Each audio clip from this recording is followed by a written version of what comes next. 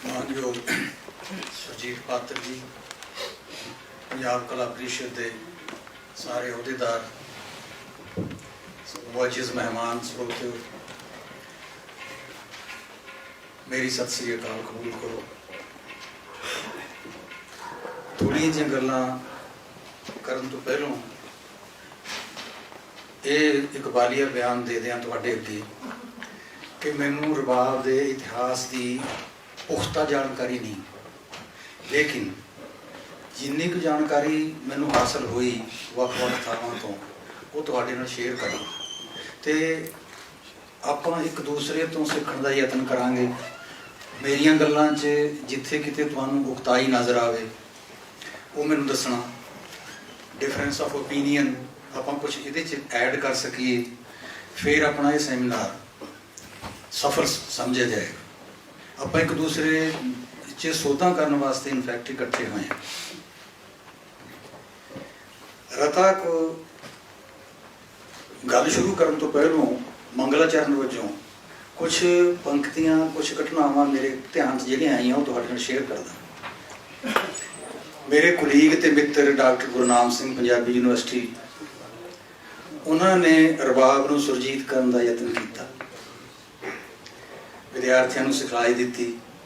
ਜਦੋਂ ਰਬਾਬ ਦੀ ਸੰਗਤ 'ਚ ਕੀਰਤਨ ਕਰਨਾ ਸਿੱਖ ਗਏ ਤਾਂ ਦਰਬਾਰ ਸਾਹਿਬ ਕੀਰਤਨ ਕਰਨ ਲਈ ਗਏ, ਮੌਕਾ ਦਿੱਤਾ ਗਿਆ। ਸੰਗਤ ਆ ਰਹੀ ਹੈ, ਰਾਗੀਆਂ ਨੂੰ, ਰਬਾਬੀਆਂ ਨੂੰ ਦੇਖ ਰਹੀ ਹੈ, ਸੁਣ ਰਹੀ ਹੈ, ਅਤੇ ਪੰਜਾਬ ਦੇ ਲੋਕ, ਸਿੱਖ ਸ਼ਰਧਾਲੂ ਇੱਕ ਦੂਜੇ ਨੂੰ ਕਹਿ, ਰਬਾਬ ਨੂੰ ਦੇਖ ਕੇ ਇੱਕ ਦੂਜੇ ਨੂੰ ਆਖ ਰਹੇ ਨੇ, ਦੇਖੋ ਕਿੰਨੇ ਨਵੇਂ ਸਾਜ਼ ਆ ਗਏ ਅੱਜ ਕੱਲ੍ਹ। ਯਾਨੀ ਸਾਜ਼ ਦਾ ਵਾਦਨ ਜਾਂ ਸ਼ਰਵਣ ਇਹ ਕਰਨਾ ਤਾਂ ਦਰਕਿਨਾਰ, ਸਾਨੂੰ ਇਹੀ ਨਹੀਂ ਪਤਾ ਵੀ ਇਹ ਸਾਜ਼ ਕਿਹੜਾ। ਗੁਰਮਤ ਦਰਸ਼ਨ ਦੀ, ਗੁਰਮਤ ਚਿੰਤਨ ਦੀ ਤੇ ਗੁਰਮਤ ਕੀਰਤਨ ਦੀ ਜੜ ਹੈ ਜਿਹੜਾ ਸਾਜ਼, ਉਹਦਾ ਹਸ਼ਰੇ ਹੋਇਆ। ਜਿਹੜਾ ਹਸ਼ਰ ਸੈਯਦ ਵਾਰਿਸ ਸ਼ਾਹ ਦੇ ਮੁਤਾਬਕ ਹੀਰ ਦਾ ਹੁੰਦਾ। ਪੰਕਤੀ ਹੈ, ਉਹ ਹੀਰ ਨੂੰ ਮਾਪਿਆਂ ਨੇ ਵਿਆਹ ਵਕਤ ਕਿਹੜੇ ਕਿਹੜੇ ਗਹਿਣੇ ਕਢਵਾ ਕੇ ਦਿੱਤੇ, ਉਹਨਾਂ ਦੀ ਲੰਮੀ ਲਿਸਟ ਹੈ ਵਾਰਿਸ ਸ਼ਾਹ ਦੀ ਦਰਜ ਕੀਤੀ ਹੋਈ ਬੰਦਾਂ 'ਚ। ਇਹ ਵੀ ਕੰਨਾਂ ਵਾਸਤੇ, ਗਲ ਵਾਸਤੇ, ਹੱਥਾਂ ਵਾਸਤੇ, ਪੈਰਾਂ ਵਾਸਤੇ ਕਿਹੜੇ ਕਿਹੜੇ ਗਹਿਣੇ ਬਣਵਾਏ, ਕਿੰਨੇ ਕੀਮਤੀ ਸਨ, ਕਿੰਨੇ ਸੋਹਣੇ ਸਨ, ਇਹ ਸਾਰਿਆਂ ਦਾ ਜ਼ਿਕਰ ਕਰਦਿਆਂ ਅਖੀਰਲੀ ਪੰਕਤੀ ਹੈ ਇਸ ਬੈਤ ਦੀ, ਵਾਰਿਸ ਸ਼ਾਹ ਮੀਆਂ ਗਹਿਣਾ ਚਾਕ ਆਹਾ ਇੱਕ ਸੋਈ ਬਦਰੰਗ ਕਰਾਇਓ ਨੇ। ਜਿਹੜਾ ਗਹਿਣਾ ਚਾਹੁੰਦੀ ਸੀ ਹੀਰ, ਉਹ ਤਾਂ ਚਾਕ ਸੀ, ਰਾਂਝਾ ਸੀ, ਬਾਕੀ ਸਾਰੇ ਜਹਾਨ ਦੇ ਗਹਿਣੇ ਕਰਵਾ ਦਿੱਤੇ, ਲੇਕਿਨ ਵਾਰਿਸ ਸ਼ਾਹ ਮੀਆਂ ਗਹਿਣਾ ਚਾਕ ਆਹਾ ਇੱਕ ਸੋਈ ਬਦਰੰਗ ਕਰਾਇਓ ਨੇ। ਤੋ ਸਾਡੀ ਤਾਂ ਜੜ ਸੁਰਤ ਦੀ, ਸਿਫਤ ਦੀ ਰਬਾਬ ਸੀ। ਜੋ ਹੀਰ ਨਾਲ ਹੋਇਆ ਉਹੀ ਸਿੱਖਾਂ ਨਾਲ ਹੋਇਆ। ਤੋ ਇਹ ਹੈ ਸ਼ੁਰੂਆਤ ਆਪਣੀ। ਦੂਜੀ ਗੱਲ ਜਿਹੜੀ ਮੇਰਾ ਮਨ ਸੀ ਤੁਹਾਡੇ ਨਾਲ ਕਰਨ ਲਈ ਉਹ ਇਹ ਕਿ ਦੋ ਪਰੰਪਰਾਵਾਂ ਨੇ ਵੱਡੀਆਂ, ਇੱਕ ਹਿੰਦੁਸਤਾਨੀ ਪਰੰਪਰਾ ਧਰਮਾਂ ਦੀ, ਦੂਸਰੀ ਸਾਮੀ ਪਰੰਪਰਾ, ਜਿਹਨੂੰ ਇਬਰਾਨੀ ਪਰੰਪਰਾ ਵੀ ਕਹਿ ਦਿੰਦੇ ਨੇ। ਇਬਰਾਨੀ ਪਰੰਪਰਾ 'ਚ ਆ ਗਏ ਜੂਡਾਇਜ਼ਮ, ਯਹੂਦੀਆਂ ਦਾ ਧਰਮ, ਕ੍ਰਿਸਚੈਨਿਟੀ ਅਤੇ ਇਸਲਾਮ, ਅਤੇ ਹਿੰਦੁਸਤਾਨੀ ਧਰਮਾਂ 'ਚ ਜੈਨ ਮਤ ਸਭ ਤੋਂ ਪੁਰਾਣਾ, ਉਹਦੇ ਤੋਂ ਬਾਅਦ ਵੈਦਿਕ ਮਤ, ਉਹਦੇ ਤੋਂ ਬਾਅਦ ਬੁੱਧ ਮਤ, ਉਹਦੇ ਤੋਂ ਬਾਅਦ ਗੁਰਮਤ। ਤੋ ਇਹ ਦੋ ਲੜੀਆਂ ਨੇ। ਇਹਨਾਂ ਦੇ ਸਾਜ਼ਾਂ ਦਾ ਜ਼ਿਕਰ ਗ੍ਰੰਥਾਂ 'ਚ ਆਇਆ, ਵਾਦਨ ਦਾ ਜ਼ਿਕਰ ਆਇਆ। ਜਿਹੜੀ ਅਹਿਮ ਗੱਲ ਤੁਹਾਡੇ ਦ੍ਰਿਸ਼ਟੀਗੋਚਰ ਕਰਨ ਵਾਸਤੇ ਮਨ ਹੈ ਮੇਰਾ ਉਹ ਇਹ ਕਿ ਆਪਾਂ ਇਹ ਪੜ੍ਹਿਆ ਤੇ ਸੁਣਿਆ ਹੋਇਆ ਕਿ 4 ਵੇਦ ਨੇ। ਵੇਦ ਬੇਸਿਕਲੀ ਇੱਕੋ ਹੀ ਹੈ, ਰਿਗਵੇਦ। ਰਿਗਵੇਦ ਦੇ ਵਿੱਚ ਜਿਹੜੇ ਭਜਨ, ਜਿਹੜੇ ਮੰਤਰ ਗਾਏ ਜਾਣ ਦੇ ਕਾਬਲ ਸਮਝੇ ਗਏ, ਉਹਨਾਂ ਨੂੰ ਵੱਖਰਾ ਕਰ ਲਿਆ ਗਿਆ, ਉਹਦਾ ਨਾਂ ਰੱਖ ਦਿੱਤਾ ਸਾਮਵੇਦ। ਜੰਗਲ 'ਚ ਕਿਵੇਂ ਬੰਦਗੀ ਕਰਨੀ ਹੈ, ਦਿਨ ਕਟੀ ਕਰਨੀ ਹੈ, ਉਹ ਅਥਰਵ ਵੇਦ ਨਿਕਲਿਆ। ਰੂਹ ਦਾ ਇਲਾਜ ਤਾਂ ਹੋਵੇ ਲੇਕਿਨ ਜਿਸਮ ਵੀ ਤੰਦਰੁਸਤ ਚਾਹੀਦਾ, ਉਹ ਯਜੁਰਵੇਦ। ਤੋ ਇਉਂ ਜੜ ਰਿਗਵੇਦ ਹੈ, ਉਹਦੀਆਂ ਬਾਕੀ ਬ੍ਰਾਂਚਿਸ 3 ਵੇਦ ਵੀ ਹੋ ਗਏ। ਕਦੀ ਕਦੀ ਮੈਂ ਪ੍ਰਚਾਰਕਾਂ ਨੂੰ ਵੀ, ਸਿੱਖ ਵਿਦਵਾਨਾਂ ਨੂੰ ਵੀ ਇਹ ਕਹਿੰਦਿਆਂ ਸੁਣਦਾ ਚੁੱਪ ਕਰ ਜਾਣਾ, ਦੁਨੀਆ 'ਚ ਪਹਿਲਾ ਧਰਮ ਗ੍ਰੰਥ ਗੁਰੂ ਗ੍ਰੰਥ ਜਿਹੜਾ ਰਾਗਾਂ 'ਚ ਸਾਮਵੇਦ ਰਾਗਾਂ 'ਚ ਤੇ ਗਾਇਨ ਕੀਤਾ ਜਾਂਦਾ ਹੈ ਹਜ਼ਾਰਾਂ ਸਾਲ ਤੋਂ ਹੁਣ ਤੱਕ। ਇਹ ਵੀ ਕੋਈ ਮਤਲਬ ਇਹ ਕਹਿਣਾ ਕਿ ਅਸੀਂ ਸੰਸਾਰ 'ਚ ਕੋਈ ਨਵੀਂ ਚੀਜ਼ ਕੀਤੀ, ਇਹ ਬਹੁਤ ਵੱਡੀ ਪ੍ਰਾਪਤੀ ਨਹੀਂ ਹੁੰਦੀ ਕੋਈ।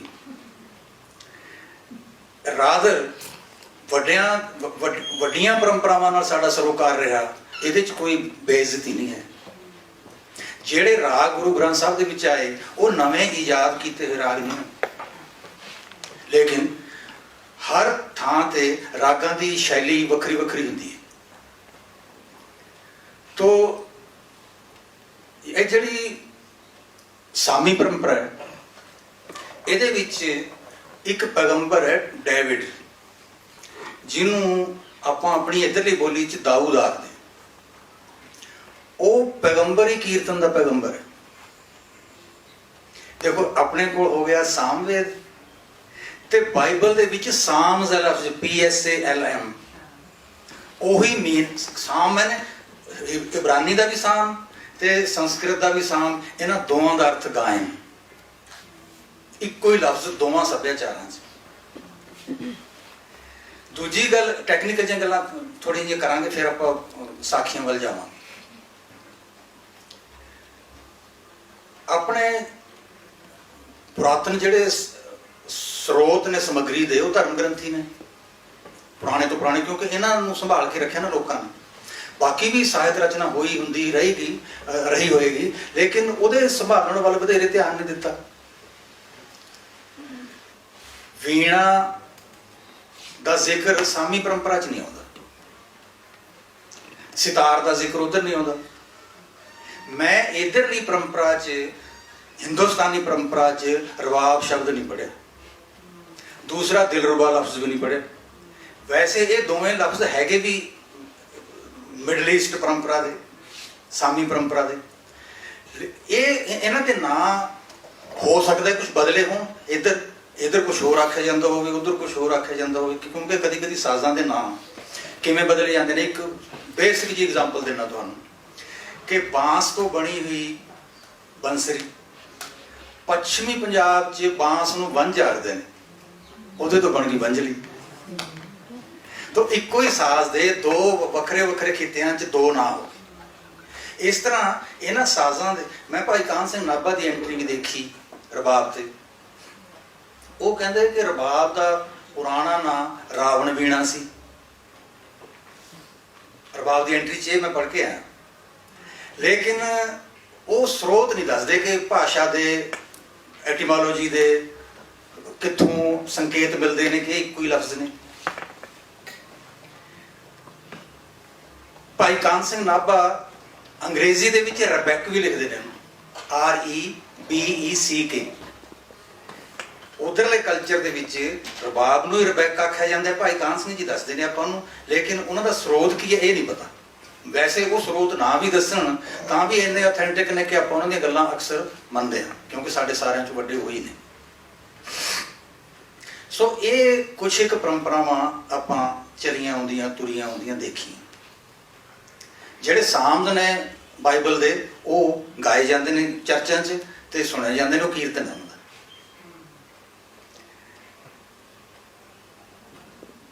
ਇੱਕ ਕਿਤਾਬ ਮੇਰੇ ਕੋਲ ਗਿਫਟ ਦੇ ਗਏ ਸੀ ਬਲਬੀਰ ਸਿੰਘ ਕਮਲ, ਲੰਡਨ 'ਚ ਰਹਿੰਦੇ ਨੇ, ਸ਼ਾਇਦ ਤੁਸੀਂ ਉਹਨਾਂ ਦੀਆਂ ਕਿਤਾਬਾਂ ਕਿਸੇ ਨੇ ਪੜ੍ਹੀਆਂ ਹੋਣ। ਉਹ ਇੱਕ ਸੋਰਸ ਕੋਟ ਕਰਦੇ ਨੇ ਕਿ ਫਲਾਣਾ ਬੰਦਾ ਇਹ ਕਹਿੰਦਾ ਹੈ, ਇਹ ਕਿਤਾਬ ਉਹਦੀ 1844 'ਚ ਛਪੀ ਸੀ, ਕਿਸੇ ਮੁਸਲਮਾਨ ਆਥਰ ਦਾ ਜ਼ਿਕਰ ਕਰਦਾ ਹੈ। ਇਹਦੇ 'ਚ ਕਿਤਾਬ ਦਾ ਵੀ ਨਾਂ ਹੈ ਤੇ ਆਥਰ ਦਾ ਵੀ ਨਾਂ ਹੈ। ਉਹਦੇ ਮੁਤਾਬਕ ਰਬਾਬ ਦੀ ਈਜਾਦ ਗੁਰੂ ਨਾਨਕ ਦੇਵ ਜੀ ਨੇ ਕੀਤੀ, ਲੇਕਿਨ ਮੇਰੇ ਕੋਲ ਤਾਂ ਪਾਤਰ ਸਾਹਿਬ ਤਾਂ ਭਗਤ ਕਬੀਰ ਜੀ ਦਾ ਇੱਕ ਸ਼ਲੋਕ ਪੜ੍ਹ ਕੇ ਗਏ ਸੀ ਤੇ ਉਹਨਾਂ ਨੇ ਕਿਹਾ ਸੀ ਕਿ ਪਤਾ ਨਹੀਂ ਅਥੈਂਟਿਕ ਹੈ ਕਿ ਨਹੀਂ ਹੈ। ਮੇਰੇ ਕੋਲ ਅਥੈਂਟਿਕ ਪੰਕਤੀ ਹੈ ਤੇ ਅਥੈਂਟਿਕ ਪੰਕਤੀ ਕੋਟ ਕਰਾਂਗਾ ਜਨਮ ਸਾਖੀਆਂ 'ਚੋਂ। ਰਾਗ ਆਸਾ 'ਚ ਭਗਤ ਕਬੀਰ ਜੀ ਦਾ ਸ਼ਬਦ ਹੈ, ਟੁੱਟੀ ਤੰਤ ਨਾ ਵੱਜੈ ਰਬਾਬ। ਜਦੋਂ ਤੰਦ ਟੁੱਟ ਜਾਏ ਤਾਂ ਰਬਾਬ ਕਿਵੇਂ ਵੱਜੇ? ਹੁਣ ਇਹ ਤੰਦ ਹੈ ਜਿਹੜੀ ਨਾ, ਇਹ ਲਿਵ ਹੈ ਉਹਨਾਂ ਦੀ, ਇਹ ਸੰਕੇਤ ਹੈ। ਸੰਕੇਤ ਤਾਂ ਗੱਲ ਤਾਂ ਕਰ ਰਹੇ ਨੇ ਕੋਈ ਹੋਰ, लेकिन जिक्र कर रहे हैं रबाब का। तो तकरीबन एक सदी पहला होए ने भगत कबीर जी गुरु नानक देव जी तो। उस सूरत दे विच जे भगत कबीर जी जिक्र कर रहे हैं तो ये नहीं है कि भगत कबीर जी के वेले ईजाद हुई। मेरी यूनिवर्सिटी च कई साल पहलों एक सैमीनार करवाया गया सी साड़ी ते। साड़ी की परंपरा कदों शुरू हुई, बड़े बड़े विद्वान आए, खोज करके आए, एवं नहीं गल्लां ग्रंथां कोट करते सन। एक विद्वान इत्थों तक चला गया कि जिक्र आउंदा है कालीदास दी शकुंतला च कि जदों दुष्यंत नालों जान लगी कणवृषि दे जंगल चों तां हरनोटियां ने उहदी साड़ी दे पल्ले खिंचने शुरू कर दिते कि साडे कोलों ना जा। कालीदास होए 5वीं सदी च। ते इस करके ये गल यकीनन मनन योग है कि 5वीं सदी च औरतां साड़ी पहनदियां सन। अगला विद्वान कहंदा महाभारत च चीर हरण होया सी जिहड़े लिबास दा वो साड़ी सी। इस करके महाभारत के समय तक तो ट्रेस हो गई, वो तो पहलों कित्थे ते कित्थे मिलती है ये अपने को पता नहीं, अपन लभी नहीं। सो सिस्टमैटिकली रिसर्च करन दे ये टूल्स ने। अपने कोल गुरु ग्रंथ च ये सबूत मिल गया कि भगत कबीर जी वक्त तक रबाब का वादन प्रचलित सी। लेकिन भगत कबीर जी खुद किस साज नाल कीर्तन करते सन, उन्होंने सजिंदे किहड़े सन, ये अपन पता। मैं सीर उल औलिया भी पढ़ी, शेख निज़ामुद्दीन औलिया दी। शेख निज़ामुद्दीन औलिया बाबा फरीद दे मुरीद तो सानी, उत्तराधिकारी भी बने, बहुत ऑथेंटिक, बेअंत डूंगे, बहुत वड्डे। उन्होंने भी जिक्र कीर्तन का जिक्र तो करते हैं कि बाबा फरीद जी करते सन, लेकिन साजंदे किहड़े सन, साज किहड़े सन, ये जिक्र वो नहीं करते। सो अब ये भी दसदे हैं, शायद कुछ स्रोतियां नूं ना पता होए कि रवायत वांग मुसलमानों को इस गल ते इतराज सी कि शेख फरीद कीर्तन क्यों करते हैं। तुसीं देखो कि इस्लाम है जिहड़ा ये इब्रानी परंपरा का है। इस्लाम ये मनदा है कि डेविड साडा पैगंबर है, लेकिन वो कहते ये कुफर है, संगीत कुफर है। एक संगीत कुफर है तो वर्जित है, ये रहतनामे च आया, उन्होंने शरा च आया, कुरान च नहीं है। तारक फतेह की यही तो लड़ाई है कि कुरान नूं मन्नागा मैं, जेड़ी शरा है ये बंदे ने बनाई है, इस करके बंदा गलतियां कर सकता है, मैं बंदे की गल मनण दा पाबंद नहीं है। रहत मर्यादा नूं सुन्नत कहते हैं। सुन्नत मैंने रहत मर्यादा, सारे रहत मर्यादा के अंग। तो बाबा फरीद उपर 2 बार कातलाना हमले हुए सी, बच गए सिर्फ इस करके कि वो कीर्तन क्यों करते हैं। मुल्तान के सूबेदार ने 94 मौलवियां की एक मीटिंग सदी मस्जिद च। लगभग 100 के करीब मौलवी इकट्ठे हुए, दानश्वर। सूबेदार कहता, हाकिम कहता कि इस्लाम च गाउना नचना मना है कि इजाजत है दी? सारिया नहीं कहा मना। वो कहता अच्छा, जे कोई मुसलमान होके मुसलमाना च बैठ के खानगाहां दे नज़दीक कीर्तन करता पाया जाए, उन्होंने की सज़ा दई? चुप करके सारे जन। वो कहता मैं तुहानू पूछे दानश्वरां नूं, कीर्तन करता होया मुसलमान मुसलमानां दी संगत च जे फड़िया जाए तो की सज़ा दई? एक मौलवी उठे, वो कहता तुहाडा जिहदे वाल इशारा है पहले उहदा नाम लो। जदों ना लिया सारे मौलवी उठ के चले गए कि जो बाबा शेख फरीद करते हैं करन योग है। उन्होंने शख्सियत एडी वड्डी सी। तो मैं तुहाडे नाल शेयर करनियां ने कुछ एक गल्लां जन्म साखियां चों जिहड़ियां केंद्रित ने रबाब ते। ये थोड़ा जिहा मैं खुद बारे दस दियां तुहानूं कि जवानी च जिवें हरेक ही मुंडा कुड़ी कवि हुंदे ने, लेखक हुंदे ने, इस तरह मैं भी हुंदा सी। कुछ लिखदा, कदी कविता, कदी लेख, कदी कहानी, अखबार नूं भेज दिंदा, मैगजीन नूं भेज दिंदा, छापदे ना। बड़ा गुस्सा चढ़दा, ये छापदे क्यों नहीं? इन्हां दी अकल नूं हो की गया? ਵੀ ਇੱਕ ਦਿਨ ਬੈਠੇ ਬੈਠਿਆਂ ਸੁਤੇ ਸਿੱਧ ਖਿਆਲ ਆਇਆ ਕਿ ਸੰਸਾਰ 'ਚ ਬੇਅੰਤ ਖੂਬਸੂਰਤ ਵਜ਼ਨਦਾਰ ਕਲਾਸਿਕ ਸਾਹਿਤ ਦੀ ਸਿਰਜਣਾ ਹੋ ਚੁੱਕੀ ਹੈ। ਉਹ ਤਾਂ ਤੂੰ ਪੜ੍ਹਦਾ ਨਹੀਂ, ਤੇਰਾ ਕਚਰਾ ਲੋਕ ਪੜ੍ਹਨ ਇਹ ਤੇਰੀ ਇੱਛਾ ਹੈ। ਤੂੰ ਖੁਦ ਬੰਦਾ ਬਣ, ਪਹਿਲਾਂ ਤੂੰ ਖੁਦ ਵੱਡਿਆਂ ਨਾਲ, ਵੱਡਿਆਂ ਦੇ ਗ੍ਰੰਥਾਂ ਨਾਲ ਇਨਸਾਫ ਨਹੀਂ ਕਰੇਗਾ ਤੇ ਤੈਨੂੰ ਇਨਸਾਫ ਕਿੱਥੋਂ ਮਿਲੇ? ਫਿਰ ਵਿਦਿਆਰਥੀਓ, ਸਰੋਤਿਓ, ਦਾਨਸ਼ਵਰੋ, ਮੈਂ ਫੈਸਲਾ ਕਰ ਲਿਆ ਕਿ ਮੈਂ ਲਿਖਣਾ ਨਹੀਂ, ਪੜ੍ਹਨਾ ਸਿਰਫ। 50 ਸਾਲ ਦੀ ਉਮਰ ਤੱਕ ਮੈਂ ਕੁਝ ਨਹੀਂ ਲਿਖਿਆ। 50 ਸਾਲ ਦੀ ਉਮਰ ਤੱਕ ਵੀ ਮੈਂ ਬਹੁਤ ਸਾਰੀਆਂ ਕਿਤਾਬਾਂ ਨਹੀਂ ਪੜ੍ਹੀਆਂ, ਥੋੜ੍ਹੀਆਂ ਹੀ ਪੜ੍ਹੀਆਂ, ਪਰ ਜਿੰਨੀਆਂ ਕੁ ਪੜ੍ਹੀਆਂ ਉਹ ਬਾਰ-ਬਾਰ ਪੜ੍ਹੀਆਂ। ਮੈਂ ਫੋਕਸ ਜਿਹੜੀ ਕਿਤਾਬ ਚੰਗੀ, ਮਸਲਨ ਗੁਲਿਸਤਾਨ, ਦੋਸਤਾਨ, ਕਾਲੀਦਾਸ ਦਾ ਮੇਘਦੂਤ ਹੈ, ਮਹਾਭਾਰਤ ਦੀ ਕਥਾ ਹੈ, ਨਾਗਸੈਨ ਦਾ ਮਿਲਿੰਦ ਪ੍ਰਸ਼ਨ ਹੈ, ਇਹ ਫਿਰ ਐਂ ਥੋੜਾ ਸੀ ਵੀ ਇੱਕ ਵਾਰੀ ਪੜ੍ਹ ਕੇ ਮੈਂ ਰੱਖ ਦਿੰਦਾ ਸੀ। 400 ਪੰਨੇ ਪੜ੍ਹੇ, ਪੰਨਾ ਨੰਬਰ 1 ਤੋਂ ਫਿਰ ਸ਼ੁਰੂ ਕਰ ਦਿੰਦਾ। ਹੋਇਆ ਕੀ ਕਿ 1993 'ਚ ਪਰਿਵਾਰ ਸਮੇਤ ਮੈਂ ਨਨਕਾਣਾ ਸਾਹਿਬ ਦੇ ਦਰਸ਼ਨ ਕਰਨ ਗਿਆ। ਨਨਕਾਣਾ ਸਾਹਿਬ ਮੱਥਾ ਟੇਕਿਆ, ਲੰਗਰ ਛਕਿਆ, ਕੀਰਤਨ ਸੁਣਿਆ। ਮੈਂ ਪੁੱਛਣਾ ਸ਼ੁਰੂ ਕੀਤਾ ਕਿ ਰਾਏ ਬੁਲਾਰ ਖਾਨ ਸਾਹਿਬ ਦੀ ਕਬਰ ਕਿੱਥੇ ਹੈ? ਮੈਨੂੰ ਦੱਸ ਦਿੱਤੇ, ਕਦੋਂ? ਉਹ ਦੇਖੋ। ਮੈਂ ਉੱਥੇ ਕਬਰ ਤੇ ਗਿਆ ਜੀ। ਕਬਰ ਦੇ ਆਲੇ ਦੁਆਲੇ ਚਾਰੇ ਪਾਸੇ ਗੁਹਾਰੇ ਲੱਗੇ ਤੇ ਪਾਥੀਆਂ ਪੱਥੀਆਂ। ਐਡਾ ਵੱਡਾ ਦਰਵੇਸ਼, ਦਾਨਸ਼ਵਰ, ਰਈਸ, ਉਹਦੀ ਕਬਰ ਇਸ ਤਰ੍ਹਾਂ ਦੀ। ਉਹਦੀ ਕਬਰ ਬਾਰੇ ਤਾਂ ਦੱਸਾਂਗਾ ਗੱਲਾਂ ਤੁਹਾਨੂੰ ਫੇਰ ਕਦੀ, ਕਿਉਂਕਿ ਅੱਜ ਆਪਣੇ ਕੋਲ ਇੰਨਾ ਟਾਈਮ ਨਹੀਂ, ਆਪਣਾ ਟੌਪਿਕ ਵੀ ਹੋਰ ਹੈ। ਲੇਕਿਨ ਮੈਂ ਆ ਕੇ ਵਾਪਸ ਰਾਏ ਬੁਲਾਰ ਖਾਨ ਸਾਹਿਬ ਤੇ ਇੱਕ ਲੇਖ ਲਿਖ ਦਿੱਤਾ। ਉਹ ਲੇਖ ਸਰੋਤਿਆਂ ਨੇ, ਪਾਠਕਾਂ ਨੇ ਇੰਨਾ ਪਸੰਦ ਕੀਤਾ, ਬੇਸ਼ੁਮਾਰ, ਇੰਨੀ ਦਾਦ ਮਿਲੀ। ਫਿਰ ਮੈਂ ਹਿੰਮਤ ਕਰਕੇ ਭਾਈ ਮਰਦਾਨਾ ਜੀ ਤੇ ਦੂਜਾ ਲੇਖ ਲਿਖਿਆ। ਇਹ ਦੋਵੇਂ ਲੇਖ ਪੜ੍ਹੇ ਗਏ, ਸਲਾਹੇ ਗਏ, ਸ਼ਾਬਾਸ਼ ਦਵਾਈ ਮੈਨੂੰ। ਮੇਰੇ ਬੱਚੇ ਜਦੋਂ ਸਕੂਲ 'ਚ ਪੜ੍ਹਦੇ ਸਨ, ਛੋਟੀਆਂ ਕਲਾਸਾਂ 'ਚ, ਉਹਨਾਂ ਦੇ ਦੋਸਤ ਵੀ ਸਕੂਲ 'ਚੋਂ ਨਾਲ ਆ ਜਾਂਦੇ, ਅੰਕਲ ਸਾਖੀ ਸੁਣਾਓ। ਮੈਂ ਸਾਖੀ ਸੁਣਾਉਣ ਲੱਗ ਜਾਂਦਾ।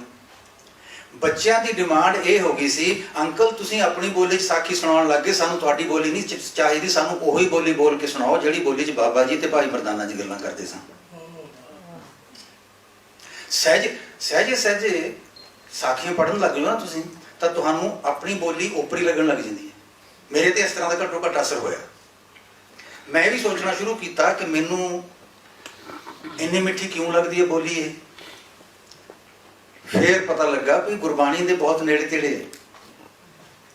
ਇੱਕ ਪੰਕਤੀ, ਜਦੋਂ ਮਹਾਰਾਜ ਜਾਣ ਲੱਗਦੇ ਨੇ ਨਾ ਉਦਾਸੀ ਤੇ, ਬੇਬੇ ਨਾਨਕੀ ਜੀ ਉਦਾਸ ਨੇ। ਬਾਬੇ ਕਹਿਆ, ਬੇਬੇ ਡੋਲਣਾ ਨਹੀਂ, ਧੀਰਜ ਰੱਖਣਾ। ਨਾਨਕੀ ਕਹਿਆ, ਭਾਈ ਜੇ ਛੇਤੀ ਆਵਾਂਗਾ ਤਾਂ ਡੋਲਾਂਗੀ ਨਹੀਂ, ਔਰ ਜੇ ਦੇਰ ਕਰਾਂਗਾ ਹਾਂ ਤੁਧ ਬਿਨ ਖਰੀ ਉਧਰ ਜਾਵਾਂਗੀ।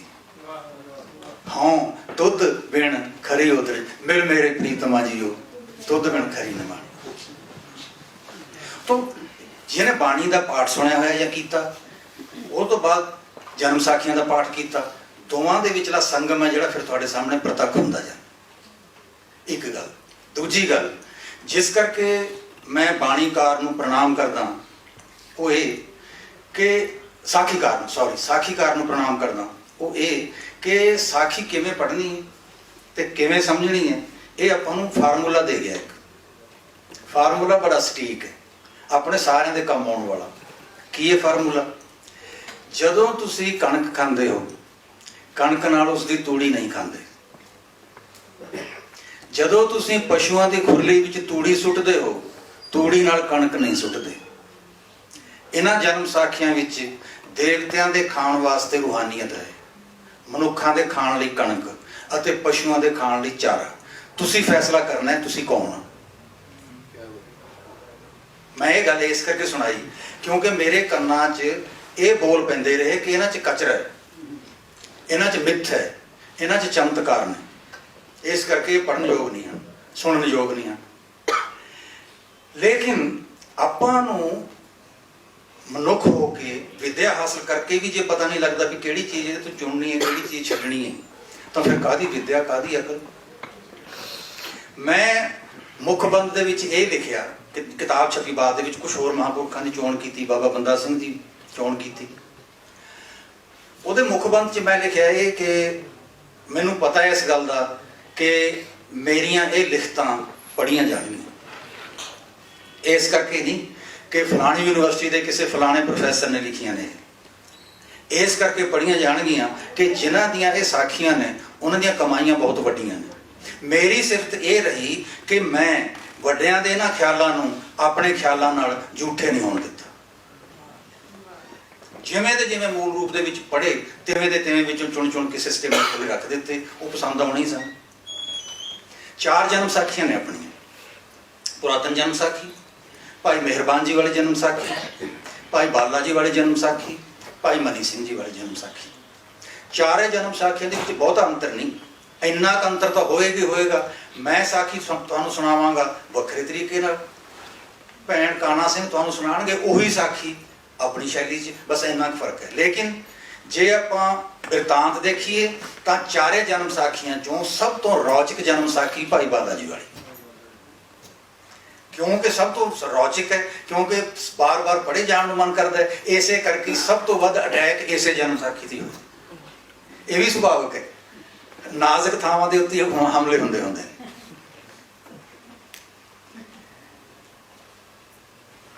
ਗੁਰੂ ਨਾਨਕ ਦੇਵ ਜੀ ਚਲੇ ਗਏ ਸੁਲਤਾਨਪੁਰ। ਸੁਲਤਾਨਪੁਰ ਜਾਣ ਤੋਂ ਪਹਿਲਾਂ ਦੀ ਇੱਕ ਘਟਨਾ ਜ਼ਰੂਰੀ ਹੈ ਤੁਹਾਡੇ ਲਈ ਸੁਣਨੀ ਤੇ ਮੇਰੇ ਲਈ ਸੁਣਾਉਣੀ। ਆਪਾਂ ਸਾਰਿਆਂ ਨੇ ਸੱਚਾ ਸੌਦੇ ਦੀ ਸਾਖੀ ਸੁਣੀ ਹੋਈ। ਸਾਖੀ ਨਹੀਂ ਤੁਹਾਨੂੰ ਸੁਣਾਣੀ, ਇਹ ਸਾਖੀ ਦੇ ਨਾਲ ਸੰਬੰਧਿਤ ਕੁਛ ਇੱਕ ਹੋਰ ਵਾਕ ਨੇ ਜਿਹੜੇ ਆਪਣੀਆਂ ਕਿਤਾਬਾਂ ਦੇ ਵਿੱਚ ਆਪਾਂ ਨੂੰ ਲਿਖ ਕੇ ਪੜ੍ਹਾਏ ਨਹੀਂ ਗਏ। ਟੈਕਸਟ ਜਿਨ੍ਹਾਂ ਨੇ ਚੁਣੀ ਉਹਨਾਂ ਨੇ ਉਹ ਵਾਕ ਲਾਂਭੇ ਕਰ ਦਿੱਤੇ। ਸਾਖੀ ਦਾ ਨਾਂ ਖਰਾ ਸੌਦਾ ਲਿਖਿਆ ਹੈ। ਜਦੋਂ ਪਿਤਾ ਨੂੰ ਪਤਾ ਲੱਗਿਆ ਕਿ ਕੀ ਕੀਤਾ ਤਾਂ ਘਰ ਆਏ ਤੇ ਪੁੱਛਿਆ ਨਾਨਕ ਹੈ ਕਿੱਥੇ। ਖਬਰ ਮਿਲੀ ਤਲਵੰਡੀ ਪਿੰਡ ਦੇ ਬਾਹਰ ਛੱਪੜ ਕਿਨਾਰੇ ਬੈਠਾ ਕਰਤਾਰ ਦਾ ਨਾਮ ਲੈ ਰਿਹਾ ਹੈ। ਤੇਜ਼ ਕਦਮੀ ਪਿਤਾ ਬਾਹਰ ਨਿਕਲੇ। ਨਾਨਕੀ ਗੁਸੈਲੇ ਪਿਤਾ ਦੇ ਪਿੱਛੇ ਤੇਜ਼ ਕਦਮੀ ਚੱਲੀ। ਪਿਤਾ ਨੂੰ ਆਉਂਦਿਆਂ ਦੇਖ ਕੇ ਨਾਨਕ ਖਲੋ ਗਿਆ। ਪਿਤਾ ਨੇ ਪੁੱਛਿਆ ਕੀ ਕੀਤਾ ਉਸ 20 ਰੁਪਈਆਂ ਦਾ। ਬਾਬੇ ਕਹਿਆ ਜੀ ਖਰਾ ਸੌਦਾ ਕਰਨ ਦਾ ਹੁਕਮ ਦਿੱਤਾ ਸਾਈ ਨਾ, ਭੁੱਖੇ ਸਾਧੂਆਂ ਨੂੰ ਭੋਜਨ ਕਰਾਇਆ। ਸੱਜੇ ਹੱਥ ਨਾਲ ਖੱਬੀ ਗੱਲ ਉੱਤੇ, ਖੱਬੇ ਹੱਥ ਨਾਲ ਸੱਜੀ ਗੱਲ ਉੱਤੇ 2 ਥੱਪੜ ਰਸੀਦ ਕੀਤੇ। ਹੰਝੂਆਂ ਦੀਆਂ ਕੁਝ ਬੂੰਦਾਂ ਛੱਪੜ ਕਿਨਾਰੇ ਡਿੱਗੀਆਂ। ਨਾਨਕੀ ਨੇ ਪਿਤਾ ਦਾ ਹੱਥ ਫੜ ਕੇ ਕਿਹਾ ਪਿਤਾ ਜੀ ਘਰ ਚੱਲੀ। ਮੈਂ ਇੱਥੇ ਰੁਕਿਆ। ਇਹ ਵਾਕ ਮੇਰੇ ਲਈ ਆਮ ਨਹੀਂ। ਸੰਸਾਰ ਦੇ ਸਾਰੇ ਧਰਮ ਗ੍ਰੰਥਾਂ 'ਚ ਇਹ ਲਿਖਿਆ ਹੋਇਆ ਕਿ ਇਹ ਧਰਤੀ ਤੁਹਾਡਾ ਘਰ ਨਹੀਂ ਹੈ, ਇਹ ਸਰਾਂ ਹੈ, ਘਰ ਤੁਹਾਡਾ ਕਿਤੇ ਹੋਰ ਹੈ। ਨਾਨਕੀ ਕਹਿਆ ਪਿਤਾ ਜੀ ਘਰ ਚੱਲੇ। ਬੇਬੇ ਨਾਨਕੀ ਨੇ ਇਹ ਲਫ਼ਜ਼ ਕਿਹਾ ਸੀ ਕਿ ਨਹੀਂ ਕਿਹਾ ਸੀ ਮੈਨੂੰ ਨਹੀਂ ਪਤਾ। ਭਾਈ ਬਾਲਾ ਜੀ ਦੀ ਜਨਮ ਸਾਖੀ ਦੇ ਵਿੱਚ ਭਾਈ ਬਾਲਾ ਜੀ ਨੇ ਰਿਕਾਰਡ ਕੀਤਾ। ਰਾਏ ਬੁਲਾਰ ਖਾਨ ਸਾਹਿਬ ਨੂੰ ਖਬਰ ਮਿਲੀ। ਰਾਏ ਬੁਲਾਰ ਖਾਨ ਸਾਹਿਬ ਦਰਜਨ ਪਿੰਡਾਂ ਦੇ ਮਾਲਕ, 1500 ਮਰਬੇ ਜ਼ਮੀਨ ਦੇ ਮਾਲਕ, ਜਿਨ੍ਹਾਂ ਕੋਲ ਪਿਤਾ ਜੀ ਮਹਿਤਾ ਕਲਿਆਣ ਰਾਏ ਮੁਲਾਜ਼ਮ ਸਨ ਪਟਵਾਰੀ ਵਜੋਂ ਇਹਨਾਂ ਮੁਰੱਬਿਆਂ ਦਾ ਪ੍ਰਬੰਧ ਸੰਭਾਲਣ ਲਈ। ਖਬਰ ਮਿਲੀ, ਨੌਕਰ ਭੇਜਿਆ ਅਤੇ ਕਹਿਆ ਮਹਿਤਾ ਜੀ ਨੂੰ ਹਵੇਲੀ ਬੁਲਾ ਕੇ ਲਿਓ। ਜਦੋਂ ਨੌਕਰ ਗਿਆ ਪਤਾ ਸੀ ਨਾਰਾਜ਼ ਹੋਣਗੇ, ਕਿਸੇ ਤੋਂ ਅਖਵਾ ਦਿੱਤਾ ਕਿ ਘਰ ਨਹੀਂ ਆਉਣਾ। ਨੌਕਰ ਵਾਪਸ ਗਿਆ, ਜੀ ਘਰ ਨਹੀਂ ਲੱਭੇ, ਘਰ ਨਹੀਂ ਆਉਣ। ਰਾਏ ਕਹਿਆ ਕਿੱਡਾ ਕੁ ਵੱਡਾ ਪਿੰਡ ਹੈ ਤਲਵੰਡੀ, 2 ਨਫ਼ਰ ਭੇਜੋ, ਜਿੱਥੇ ਵੀ ਹੈਣ ਲੱਭ ਕੇ ਲਿਆਓ ਔਰ ਨਾਨਕ ਜੀ ਨੂੰ ਨਾਲ ਲੈ ਕੇ ਆਵਣਾ। ਪਿਤਾ ਪੁੱਤਰ ਦੋਵੇਂ ਹਵੇਲੀ ਪੁੱਜੇ।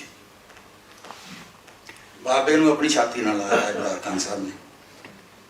ਕਹਿਆ ਮਹਿਤਾ ਜੀ ਤੁਸਾਂ ਨੂੰ ਸਖਤ ਤਾਕੀਦ ਕੀਤੀ ਸੀ ਇਸ ਬੱਚੇ ਨਾਲ ਗੱਲ ਕਰਦਿਆਂ ਉੱਚੇ ਸੁਰ ਵਿੱਚ ਗੱਲ ਨਹੀਂ ਕਰਨੀ। ਅੱਜ ਤਾਂ ਤੁਸੀਂ ਜ਼ਿਆਦਤੀ ਕੀਤੀ। ਪਿਤਾ ਨੇ ਕਹਿਆ, ਜੀ ਪੜ੍ਹਨ ਭੇਜਿਆ ਸੀ ਪੜ੍ਹਦਾ ਨਹੀਂ, ਪਸ਼ੂ ਚਾਰਨ ਭੇਜਿਆ ਪਸ਼ੂਆਂ ਵੱਲ ਧਿਆਨ ਨਹੀਂ, ਸੋਚਿਆ ਹੋਰ ਕਿਸੇ ਕੰਮ ਦਾ ਨਹੀਂ, ਸੋ ਹੱਟੀ ਖੁਲਵਾ ਦਿੰਦੇ ਹਾਂ, 20 ਰੁਪਈਆਂ ਦਾ ਉਜਾੜਾ ਕਰਾਇਆ। ਰਾਏ ਕਹਿਆ, ਜੋ ਤੁਸਾਨੂੰ ਦਿਸਦਾ ਨਹੀਂ ਔਰ ਅਸਾਨੂੰ ਸਾਫ਼ ਦਿਖਾਈ ਦਿੰਦਾ ਹੈ, ਕੁੱਲ ਦੁਨੀਆ ਦੀ ਦੌਲਤ ਦਾ ਦਰਿਆ ਇਸ ਬੱਚੇ ਦੇ ਹੱਥਾਂ ਥਾਣੀ ਵਗਦਾ ਆਉਂਦਾ ਸਾਫ਼ ਦਿਖਾਈ ਦਿੰਦਾ। ਰਿਪੀਟ, ਜੋ ਤੁਸਾਨੂੰ ਦਿਸਦਾ ਨਹੀਂ ਅਸਾਨੂੰ ਸਾਫ਼ ਦਿਖਾਈ ਦਿੰਦਾ ਹੈ, ਕੁੱਲ ਦੁਨੀਆ ਦੀ ਦੌਲਤ ਦਾ ਦਰਿਆ ਇਸ ਬੱਚੇ ਦੇ ਹੱਥਾਂ ਥਾਣੀ ਵਗਦਾ ਆਉਂਦਾ ਸਾਫ਼ ਦਿਖਾਈ ਦਿੰਦਾ। ਫਿਰ ਨੌਕਰ ਨੂੰ ਕਹਿਆ, ਅੰਦਰ ਜਾਓ, ਬੇਗਮ ਸਾਹਿਬਾ ਪਾਸੋਂ 20 ਰੁਪਏ ਲੈ ਕੇ ਆਓ।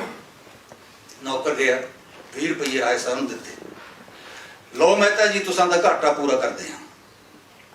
ਪਿਤਾ ਨੇ ਕਹਿਆ, ਜੀ ਪੈਸੇ ਤੁਸਾਂ ਦੇ ਹੋਏ ਕਿ ਅਸਾਂ ਦੇ, ਇਸ ਵਿੱਚ ਕੀ ਫਰਕ, ਕਿਉਂਕਿ ਅਸੀਂ ਤੁਸਾਂ ਦੇ ਹਾਂ, ਤੁਸੀਂ ਅਸਾਂ ਦੇ, ਪੈਸਿਆਂ ਦੀ ਕੋਈ ਗੱਲ ਨਹੀਂ। ਰਾਏ ਨੇ ਕਹਿਆ, ਜੇ ਪੈਸਿਆਂ ਦੀ ਕੋਈ ਗੱਲ ਨਹੀਂ, ਜ਼ੁਲਮ ਕਾ ਅਸਲਾ ਹੀ ਕੀਤਾ ਸੀ ਅੱਜ ਫਰਿਸ਼ਤੇ ਉੱਪਰ। ਇਹ ਬਾਤ ਹੈ ਜੀ, ਜੇ ਪੈਸਿਆਂ ਦੀ ਕੋਈ ਗੱਲ ਨਹੀਂ ਤਾਂ ਜ਼ੁਲਮ ਕਾ ਅਸਲਾ ਹੀ ਕੀਤਾ ਸੀ ਅੱਜ ਫਰਿਸ਼ਤੇ ਉੱਪਰ। ਪਿਤਾ ਨੇ ਕਹਿਆ, ਅੱਜ 20 ਰੁਪਏ ਉਜਾੜ ਕੇ ਆਇਆ ਹੈ, ਕੱਲ ਨੂੰ ਵੱਡਾ ਨੁਕਸਾਨ ਕਰੇਗਾ। ਪਿਤਾ ਹੋਣ ਦੇ ਨਾਤੇ ਆਪਣੀ ਔਲਾਦ ਨੂੰ ਜ਼ਿੰਮੇਵਾਰੀ ਸਿਖਾਉਣ ਦਾ ਮੈਨੂੰ ਕੋਈ ਹੱਕ ਨਹੀਂ। ਰਾਏ ਨੇ ਕਹਿਆ, ਇਸੇ ਸਦਕਾ ਮੇਰੀ ਤਲਵੰਡੀ ਵਸਦੀ ਹੈ। ਮਹਿਤਾ ਜੀ, ਤੁਸੀਂ ਹਿੰਦੂ ਹੋ ਔਰ ਮੈਂ ਮੁਸਲਮਾਨ, ਇਸ ਕਰਕੇ ਚੁੱਪ ਹਾਂ, ਨਹੀਂ ਤਾਂ ਕਈ ਵਾਰੀ ਖਿਆਲ ਆਇਆ ਜੋ ਇਸ ਬਾਲਕ ਨੂੰ ਤੁਹਾਡੇ ਘਰੋਂ ਆਪਣੀ ਹਵੇਲੀ ਵਿੱਚ ਲੈ ਆਉਂ। ਮਹਿਤਾ ਜੀ, ਤੁਸੀਂ ਇਸ ਨੂੰ ਪੁੱਤਰ ਕਰਕੇ ਜਾਣਦੇ ਹੋ, ਮੈਂ ਜਾਣਦਾ ਹਾਂ ਕਿ ਖੁਦਾਵੰਦ ਕਰੀਮ ਇਸ ਤਰ੍ਹਾਂ ਹੀ ਅਸਾਂ ਨਾਲ ਗੱਲਾਂ ਕਰਨ ਧਰਤੀ ਉੱਤੇ ਆਇਆ ਹੈ। ਇਹ ਸੰਵਾਦ ਨੇ ਜਨਮ ਸਾਖੀ ਦੇ, ਜਿਹੜੇ ਆਪਾਂ ਨੂੰ ਪਤਾ ਨਹੀਂ, ਕਿਉਂਕਿ ਅਸੀਂ ਸਾਖੀਆਂ ਦਾ ਪਾਠ ਨਹੀਂ ਕੀਤਾ। ਬੇਬੇ ਨਾਨਕੀ ਜੀ ਦੇ ਵਿਚੋਲੇ ਵੀ ਰਾਏ ਬੁਲਾਰ ਖਾਨ ਸਾਹਿਬ ਸਨ। ਭਾਈ ਜੈ ਰਾਮ ਜੀ ਰੈਵਨਿਊ ਅਫਸਰ ਸਨ।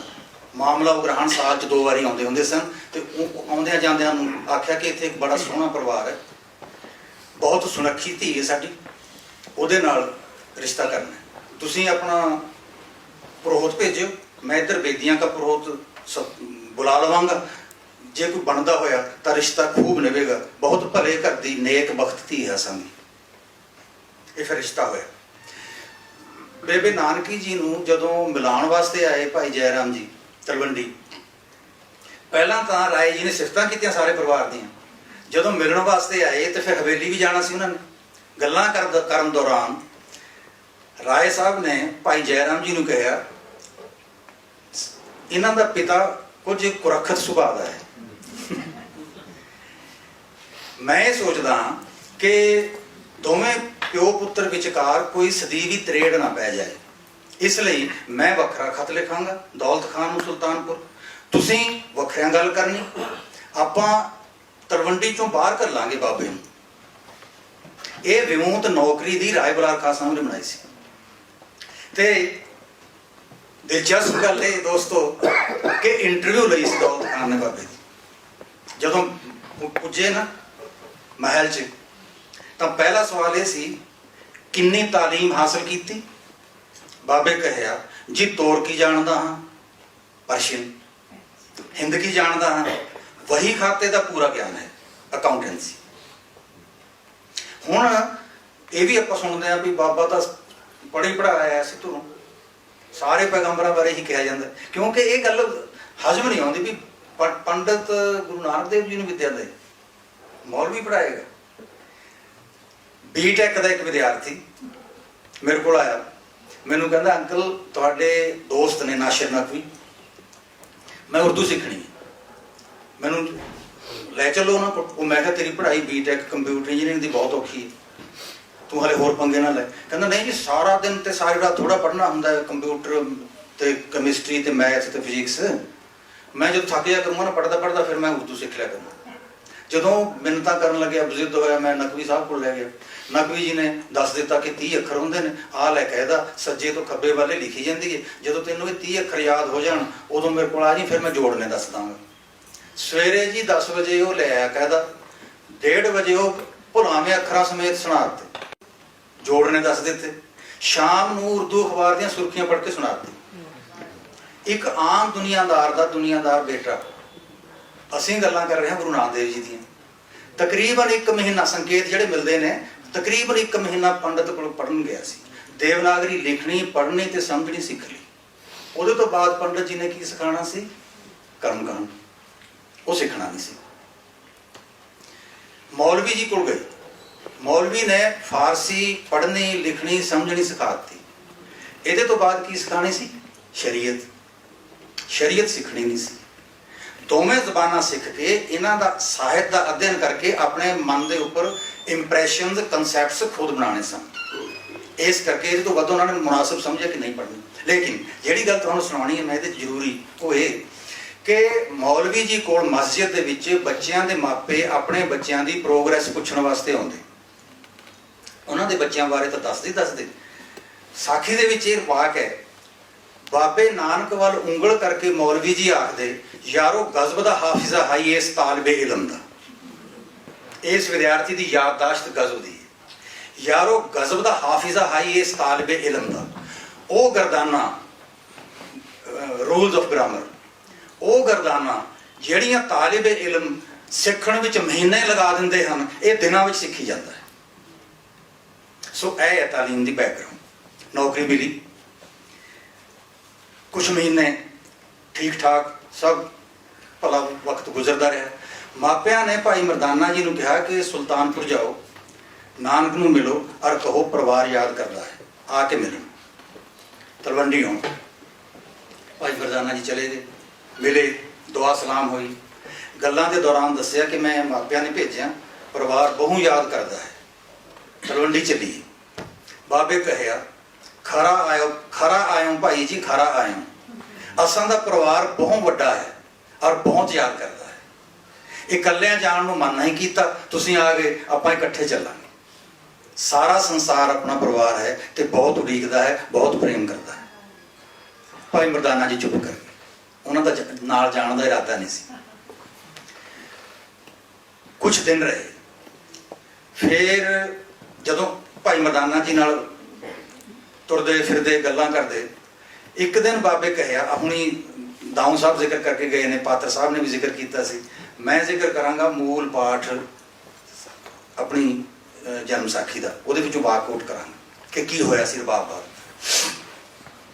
ਬਾਬੇ ਕਹਿਆ, ਭਾਈ ਕੋਈ ਸਾਜ਼ ਖਰੀਦੀ? ਮਰਦਾਨੇ ਕਹਿਆ, ਜੀ ਜੋ ਹੁਕਮ। ਕਿਹੜਾ ਸਾਜ਼ ਖਰੀਦੀਏ? ਬਾਬੇ ਕਹਿਆ, ਬਾਕੀ ਸਾਜ਼ ਦੁਨੀਆਦਾਰਾਂ ਦੇ ਸਾਜ਼ ਹੋਏ, ਰਬਾਬ ਗੁਰਮੁਖੀ ਸਾਜ਼ ਹੋਇਆ। ਰਬਾਬ ਖਰੀਦੀ। ਹੁਣ ਰਬਾਬ ਗੁਰਮੁਖੀ ਸਾਜ਼ ਹੋਇਆ, ਇਹ ਤਾਂ ਮੈਂ ਪੜ੍ਹ ਲਿਆ, ਲੇਕਿਨ ਇਹਦੇ ਨਾਲ ਮੈਨੂੰ ਇੱਕ ਹੋਰ ਚੀਜ਼ ਵੀ ਤਾਂ ਯਾਦ ਆਈ। ਕੁਝ ਵਿਦਵਾਨਾਂ ਨੇ ਇਸ ਗੱਲ ਦੇ ਉੱਤੇ ਸ਼ੱਕ ਖੜੇ ਕੀਤੇ ਕਿ ਗੁਰੂ ਅੰਗਦ ਦੇਵ ਜੀ ਨੇ ਗੁਰਮੁਖੀ ਲਿਪੀ ਬਣਾਈ, ਕਿਉਂਕਿ ਵਿਦਵਾਨਾਂ ਨੇ ਇਹ ਕਿਹਾ ਕਿ ਲਿਪੀ ਹੈ ਜਿਹੜੀ ਉਹ ਮੁੱਖ ਚੋਂ ਥੋੜਾ ਨਿਕਲਦੀ ਹੁੰਦੀ ਹੈ, ਮੁੱਖ ਚੋਂ ਤਾਂ ਬੋਲ ਨਿਕਲਦਾ, ਇਹ ਤਾਂ ਹੱਥਾਂ 'ਚ ਨਿਕਲਦੀ। ਮੈਂ ਇਹ ਵਾਕ ਪੜ੍ਹ ਕੇ ਸੋਚਣ ਲੱਗਿਆ ਵੀ ਰਬਾਬ ਹੈ ਜਿਹੜੀ, ਇਹ ਮੁੱਖ ਚੋਂ ਨਿਕਲਦੀ ਹੈ। ਰਬਾਬ ਗੁਰਮੁਖੀ ਸਾਜ਼ ਹੋਇਆ। ਗੁਰਮੁਖੀ ਲਫ਼ਜ਼ ਦਾ ਮਤਲਬ ਹੈ ਜੋ ਤੁਹਾਡਾ ਮੁੱਖ ਗੁਰੂ ਵੱਲ ਕਰੇ, ਨਾ ਕਿ ਮੁੱਖ ਚੋਂ ਨਿਕਲੇ। ਸੂਰਜਮੁਖੀ ਉਸ ਫੁੱਲ ਦਾ ਨਾਂ ਹੁੰਦਾ ਜਿਹਦਾ ਮੁਖੜਾ ਸੂਰਜ ਵੱਲ ਰਹਿੰਦਾ। ਸੋ ਰਬਾਬ ਰਾਹੀਂ ਤੇ ਗੁਰਮੁਖੀ 35 ਰਾਹੀਂ ਇਹ ਜ਼ਰੀਏ ਨੇ ਸਾਡੇ, ਇਹ ਗੁਰੂ ਵੱਲ ਸਾਡਾ ਮੁੱਖ ਹੁੰਦਾ, ਇਹ ਸਾਨੂੰ ਉਸ ਰਸਤੇ ਤੇ ਤੋਰਦੇ ਨੇ। ਚਲੋ ਇਹ ਤਾਂ ਇੱਕ ਵਿੱਚ ਦੀ ਹੋਰ ਗੱਲ ਯਾਦ ਆ ਗਈ ਸੀ। ਮਰਦਾਨੇ ਕਹਿਆ, ਜੀ ਜੋ ਹੁਕਮ। ਫਿਰ ਰਬਾਬ ਖਰੀਦਦੇ ਹਾਂ ਤਾਂ ਜਾਓ ਭਾਈ, ਬਹੁਤ ਅੱਛੀ ਰਬਾਬ ਖਰੀਦ ਕੇ ਲਿਆਓ। ਮਰਦਾਨੇ ਕਹਿਆ, ਜੀ ਦਿਓ ਰਕਮ। ਬਾਬੇ ਕਹਿਆ, ਪੈਸੇ ਤਾਂ ਅਸਾਂ ਪਾਸ ਹਨ ਨਹੀਂ। ਮਰਦਾਨੇ ਕਹਿਆ, ਜੀ ਅਸਾਂ ਨੂੰ ਉਧਾਰ ਵੀ ਕੋਈ ਨਹੀਂ ਦੇ ਹੁੰਦਾ। ਬਾਬੇ ਕਹਿਆ, ਸਵਾਲੀ ਬਣਨਾ ਚੰਗੀ ਗੱਲ ਤਾਂ ਨਹੀਂ ਭਾਈ, ਪਰ ਕੀ ਕਰੀਏ, ਗਰਜ਼ ਕਾਰੇ ਕਰਾਉਂਦੀ ਹੈ। ਬੇਬੇ ਨਾਨਕੀ ਜੀ ਦੇ ਸਵਾਲੀ ਬਣੀ, ਉਹਨਾਂ ਪਾਸ ਜਾਓ, ਉੱਥੋਂ ਪੈਸੇ ਮਿਲਣਗੇ। ਯਾਨੀ ਵਾਕ ਦੇਖੋ, ਸਵਾਲੀ ਬਣਨਾ ਠੀਕ ਤਾਂ ਨਹੀਂ, ਪਰ ਕੀ ਕਰੀਏ, ਗਰਜ਼ ਕਾਰੇ ਕਰਾਉਂਦੇ। ਭਾਈ ਮਰਦਾਨਾ ਜੀ ਗਏ, ਮੱਥਾ ਟੇਕਿਆ ਬੇਬੇ ਨਾਨਕੀ ਜੀ ਨੂੰ, ਫਿਰ ਕਿਹਾ ਜੀ ਰਬਾਬ ਖਰੀਦਣ ਦੀ ਮਨਸ਼ਾ, ਸਾਨੂੰ ਪੈਸੇ ਦਿਓ। ਬੇਬੇ ਨਾਨਕੀ ਜੀ ਅੰਦਰ ਗਏ, ਮੁੱਠ 'ਚ ਚਾਂਦੀ ਦੇ ਜਿੰਨੇ ਰੁਪਈਏ ਆਏ ਬਿਨਾਂ ਗਿਣਿਆ ਭਾਈ ਮਰਦਾਨਾ ਜੀ ਦੀ ਝੋਲੀ 'ਚ। ਤੇ ਜਦੋਂ ਭਾਈ ਮਰਦਾਨਾ ਜੀ ਤੁਰਨ ਲੱਗੇ, ਬੋਲ ਬੇਬੇ ਨਾਨਕੀ ਜੀ ਦੇ, ਭਾਈ ਜੇ ਹੋਰ ਜ਼ਰੂਰਤ ਪਵੇ ਫਿਰ ਆਪਣਾ ਸਰਫਾ ਨਹੀਂ ਕਰਨਾ, ਕੰਜੂਸੀ ਨਹੀਂ ਕਰਨੀ, ਅੱਛੀ ਰਬਾਬ ਖਰੀਦਣੀ। ਖੁਸ਼ੀ ਖੁਸ਼ੀ ਭਾਈ ਮਰਦਾਨਾ ਜੀ ਮਹਾਰਾਜ ਕੋਲ ਆ ਗਏ। ਕਹਿੰਦੇ ਮਾਇਆ ਤਾਂ ਮਿਲ ਗਈ, ਪਰ ਬੇਬੇ ਨਾਨਕੀ ਜੀ ਇਸ ਗੱਲੋਂ ਨਾਰਾਜ਼ ਨੇ ਕਿ ਤੁਸੀਂ ਮਿਲਣ ਨਹੀਂ ਜਾਂਦੇ। ਕਈ ਮਹੀਨੇ ਬੀਤ ਜਾਂਦੇ, ਤੁਸੀਂ ਜਾਓ ਬੇਬੇ ਨਾਨਕੀ ਜੀ ਨੂੰ ਮਿਲ ਕੇ ਆਓ ਤੇ ਮੈਂ ਰਬਾਬ ਖਰੀਦਣ ਚੱਲਦਾ, ਮੈਂ ਰਬਾਬ ਦੇਖਦਾ ਕਿਤੇ।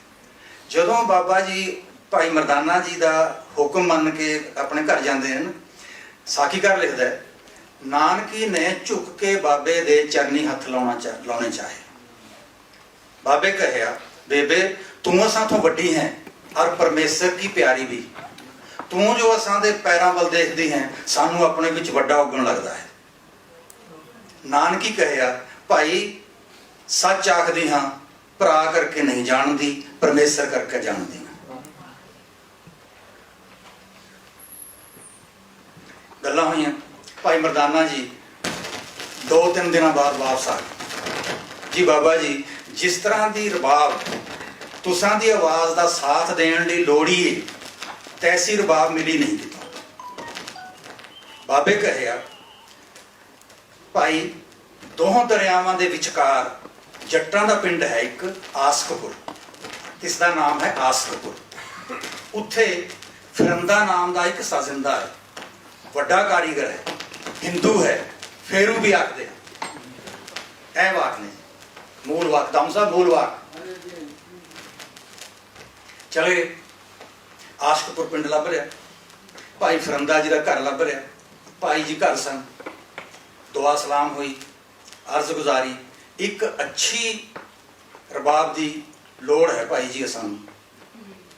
ਫਿਰੰਦੇ ਕਹਿਆ, ਅੱਛੀ ਰਬਾਬ ਦੀ ਜ਼ਰੂਰਤ ਹੈ ਤਾਂ ਕੁਝ ਮਹੀਨੇ ਲੱਗਣਗੇ, ਉਡੀਕਣਾ ਪਏਗਾ, ਬਣ ਜਾਏਗੀ, ਸਮਾਂ ਲੱਗੇਗਾ।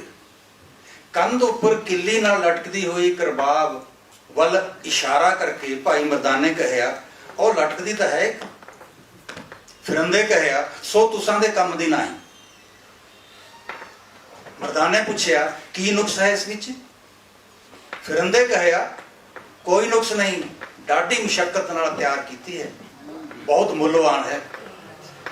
ਮਰਦਾਨੇ ਕਹਿਆ, ਆਗਿਆ ਹੋਏ ਤਾਂ ਵਜਾ ਕੇ ਦੇਖ ਲਵਾਂ। ਫਿਰੰਦੇ ਕਹਿਆ, ਵਜਾਣੀ ਤਾਂ ਦਰਕਿਨਾਰ ਛੋਣ ਵੀ ਨਹੀਂ ਦਿਆਂਗਾ। ਮਰਦਾਨੇ ਪੁੱਛਿਆ, ਫਿਰ ਕਿਸ ਮਨੋਰਥ ਲਈ ਤਿਆਰ ਕੀਤੀ? ਫਿਰੰਦੇ ਕਹਿਆ, ਕਾਮਲ ਫਕੀਰ ਹੈ ਸੰਸਾਰ ਵਿੱਚ, ਨਾਨਕ ਹੈ ਤਿਸ ਦਾ ਨਾਮ। ਸੁਣਿਆ ਹੈ ਤਿਨਾਂ ਦਾ ਨਾਮ, ਸੁਣਿਆ ਹੈ ਕਦੀ? ਫੇਰ ਭਾਈ ਮਰਦਾਨਾ ਜੀ ਨੇ ਦੱਸਿਆ ਕਿ ਤੁਹਾਡਾ ਨਾਮ ਤੇ ਸਿਰਨਾਮਾ ਮੈਨੂੰ ਬਾਬਾ ਜੀ ਨੇ ਦਿੱਤਾ ਹੈ, ਉਹਨਾਂ ਨੇ ਭੇਜੇ। ਮਰਦਾਨੇ ਕਹਿਆ, ਜਿਨ੍ਹਾਂ ਦਾ ਨਾਮ ਆਪਣੇ ਜ਼ੁਬਾਨ ਉੱਤੇ ਲੈ ਕੇ ਜਹਾਨ ਸੁਖੀ ਹੋਏਗਾ, ਤਿਨਾਂ ਦੀ ਜ਼ੁਬਾਨ ਉੱਪਰ ਅਸਾਂ ਦਾ ਨਾਮ ਆਇਆ ਗਰੀਬਾਂ ਦਾ, ਫਿਰ ਸਾਨੂੰ ਤਿਨਾਂ ਪਾਸ ਝੱਬਦੇ ਲੈ ਚੱਲ। ਫਿਰ ਬੈਠੇ ਕਾਸ ਲਈ ਹਾਂ, ਸਾਨੂੰ ਉਹਨਾਂ ਪਾਸ ਝੱਬਦੇ ਲੈ ਚੱਲ। ਭਾਈ ਮਰਦਾਨਾ ਜੀ ਨੇ ਉਹਨੇ ਦਿੱਤੀ ਰਬਾਬ, ਆਪਣੇ ਕੋਲ ਰੱਖੀ। ਅੱਗੇ ਅੱਗੇ ਭਾਈ ਮਰਦਾਨਾ ਜੀ, ਪਿੱਛੇ ਪਿੱਛੇ ਫਿਰੰਦਾ। ਸੁਲਤਾਨਪੁਰ ਆ ਗਏ, ਬਾਬਾ ਜੀ ਦੇ ਚਰਨਾਂ 'ਚ ਰਬਾਬ ਰੱਖ ਦਿੱਤੀ। ਬਾਬੇ ਪੁੱਛਿਆ, ਕੀ ਭੇਟਾ ਤਾਰੀਏ ਭਾਈ ਜੀ? ਫਿਰੰਦੇ ਕਹਿਆ, ਦੀਦਾਰ, ਸੋ ਅਦਾ ਹੋਏ ਗਈ ਹੈ। ਦੀਦਾਰ ਚਾਹੀਦੇ ਸਨ, ਮਿਲ ਗਏ, ਹੋਰ ਕੁਛ ਨਹੀਂ ਲੋੜੀਏ। ਆਪਣੇ ਹੱਥਾਂ ਨਾਲ ਰਬਾਬ ਉਠਾ ਕੇ ਭਾਈ ਮਰਦਾਨਾ ਜੀ ਨੂੰ ਸੌਂਪਦਿਆਂ ਕਿਹਾ, 3 ਵਾਕ ਨੇ ਜੀ ਸਾਖੀ 'ਚ। ਭਾਈ ਜੀ, ਤੁਸਾਂ ਕੋ ਤਾਰ ਦਾ ਗੁਣ ਬਖਸ਼ਿਆ। ਦੂਜਾ ਵਾਕ, ਇਸ ਨੂੰ ਵੇਚਣਾ ਨਹੀਂ। ਤੀਜਾ ਵਾਕ, ਦਾਰਾਏ ਸਵਾਲੀ ਨੂੰ ਖਾਲੀ ਨਹੀਂ ਮੋੜਨਾ। ਤੀਸਰਾ ਵਾਕ ਸੁਣ ਕੇ ਭਾਈ ਮਰਦਾਨਾ ਜੀ ਹੱਸ ਪਏ, ਜੀ ਅਸਾਂ ਕੰਗਾਲਾਂ ਪਾਸ ਕੌਣ ਆਏਗਾ ਸਵਾਲੀ? ਬਾਬੇ ਕਹਿਆ, ਜੋ ਦੌਲਤ ਤੁਸਾਂ ਨੂੰ ਨਸੀਬ ਹੋਏ ਗਈ ਹੈ, ਸੰਸਾਰ ਤਰਸੇਗਾ ਉਸ ਨੂੰ। ਇੱਥੇ ਦੌਲਤਾਂ ਦੀਆਂ ਗੱਲਾਂ ਹੋ ਰਹੀਆਂ ਨੇ। ਰਾਏ ਗੁਲਾਰ ਸਾਹਿਬ ਕਹਿ ਰਹੇ ਨੇ ਕਿ ਦੌਲਤ ਦਾ ਦਰਿਆ ਵਗਦਾ ਆਉਂਦਾ। ਭਾਈ ਮਰਦਾਨਾ ਜੀ ਨੂੰ ਦੌਲਤਮੰਦ ਕਰ ਰਹੇ ਨੇ। ਮੈਂ ਈਰਾਨ ਦਾ ਵਿਜ਼ਿਟਿੰਗ ਪ੍ਰੋਫੈਸਰ, ਟਹਿਰਾਨ 'ਚ ਇਤਿਹਾਸਕ ਗੁਰਦੁਆਰਾ, ਇੱਕ ਰਾਤ ਭਾਈ ਮਰਦਾਨਾ ਜੀ ਸਮੇਤ ਮਹਾਰਾਜ ਉੱਥੇ ਰਹੇ ਸਨ। 3 ਮੰਜ਼ਲਾ ਗੁਰਦੁਆਰਾ ਸੋਹਣਾ ਹੈ, ਲੇਕਿਨ ਮੈਟਰੋ ਸਟੇਸ਼ਨ ਤੋਂ ਅੱਧਾ ਕਿਲੋਮੀਟਰ ਦੂਰ ਹੈ ਗੁਰਦੁਆਰਾ। ਮੈਟਰੋ ਸਟੇਸ਼ਨ ਤੋਂ ਗੁਰਦੁਆਰਾ ਸਾਹਿਬ ਨੂੰ ਜਿਹੜੀ ਸੜਕ ਜਾਂਦੀ ਹੈ, ਮੈਟਰੋ ਸਟੇਸ਼ਨ ਦੇ ਲਾਗੇ ਇੱਕ ਦਰਵਾਜ਼ਾ ਬਣਿਆ, ਗੇਟ, ਇੰਨਾ ਸੋਹਣਾ ਗੇਟ, ਆਨੰਦ ਆ ਗਿਆ ਦੇਖ ਕੇ। ਮੈਂ ਪੁੱਛਿਆ ਉੱਥੋਂ ਦੀ ਸੰਗਤ ਨੂੰ, ਇੰਨਾ ਸੋਹਣਾ ਡਿਜ਼ਾਈਨ, ਇੰਨਾ ਸੋਹਣਾ ਗੇਟ ਕਿਹਨੇ ਬਣਾਇਆ? ਉਹ ਕਹਿੰਦੇ ਜੀ ਗੁਰਦੁਆਰਾ ਤਾਂ ਅਸੀਂ ਬਣਾ ਲਿਆ, ਇੱਥੇ ਈਰਾਨ ਦੇ ਦਾਨਸ਼ਵਰ, ਡਿਜ਼ਾਈਨਰ, ਨਕਸ਼ਾ ਨਵੀਸ ਆ ਗਏ। ਉਹ ਕਹਿਣ ਲੱਗੇ ਜੀ ਤੁਸੀਂ ਆਪਣੇ ਨਬੀ ਦੀ ਥਾਂ ਉਸਾਰ ਲਈ, ਇਹਦੇ ਵਾਸਤੇ ਗੇਟ ਹੈ ਜਿਹੜਾ ਸਾਨੂੰ ਉਸਾਰਨ ਦੀ ਆਗਿਆ ਦੇ ਦਿਓ, ਆਪਣੇ ਖਰਚੇ ਨਾਲ, ਆਪਣੇ ਡਿਜ਼ਾਈਨ ਨਾਲ ਅਸੀਂ ਉਸਾਰਾਂਗੇ। ਉਸਾਰ ਦਿੱਤਾ, ਸਭ ਨੂੰ ਪਸੰਦ ਆਇਆ। ਫਿਰ ਈਰਾਨੀ ਕਹਿਣ ਲੱਗੇ ਕਿ ਇਹਦਾ ਨਾਂ ਰੱਖਣਾ ਕੀ ਨਾਂ ਰੱਖੀਏ? ਕਈ ਨਾਂ ਸੁਝਾਏ ਗਏ, ਪਸੰਦ ਨਹੀਂ ਆਏ। ਈਰਾਨੀਆਂ ਨੇ ਕਿਹਾ ਸਿੱਖਾਂ ਨੂੰ ਕਿ ਤੁਸੀਂ ਆਪਣੇ ਪਹਿਲੇ ਨਬੀ ਦੀਆਂ ਸਿਫਤਾਂ ਦੱਸੋ, ਉਹਨਾਂ ਦਾ ਸੁਭਾਅ ਦੱਸੋ, ਉਹਨਾਂ ਨਾਲ ਸੰਬੰਧਿਤ ਸਾਖੀਆਂ ਸੁਣਾਓ। ਸਾਖੀਆਂ ਸੁਣਾਉਣੀ ਸ਼ੁਰੂ ਕਰ ਦਿੱਤੀਆਂ।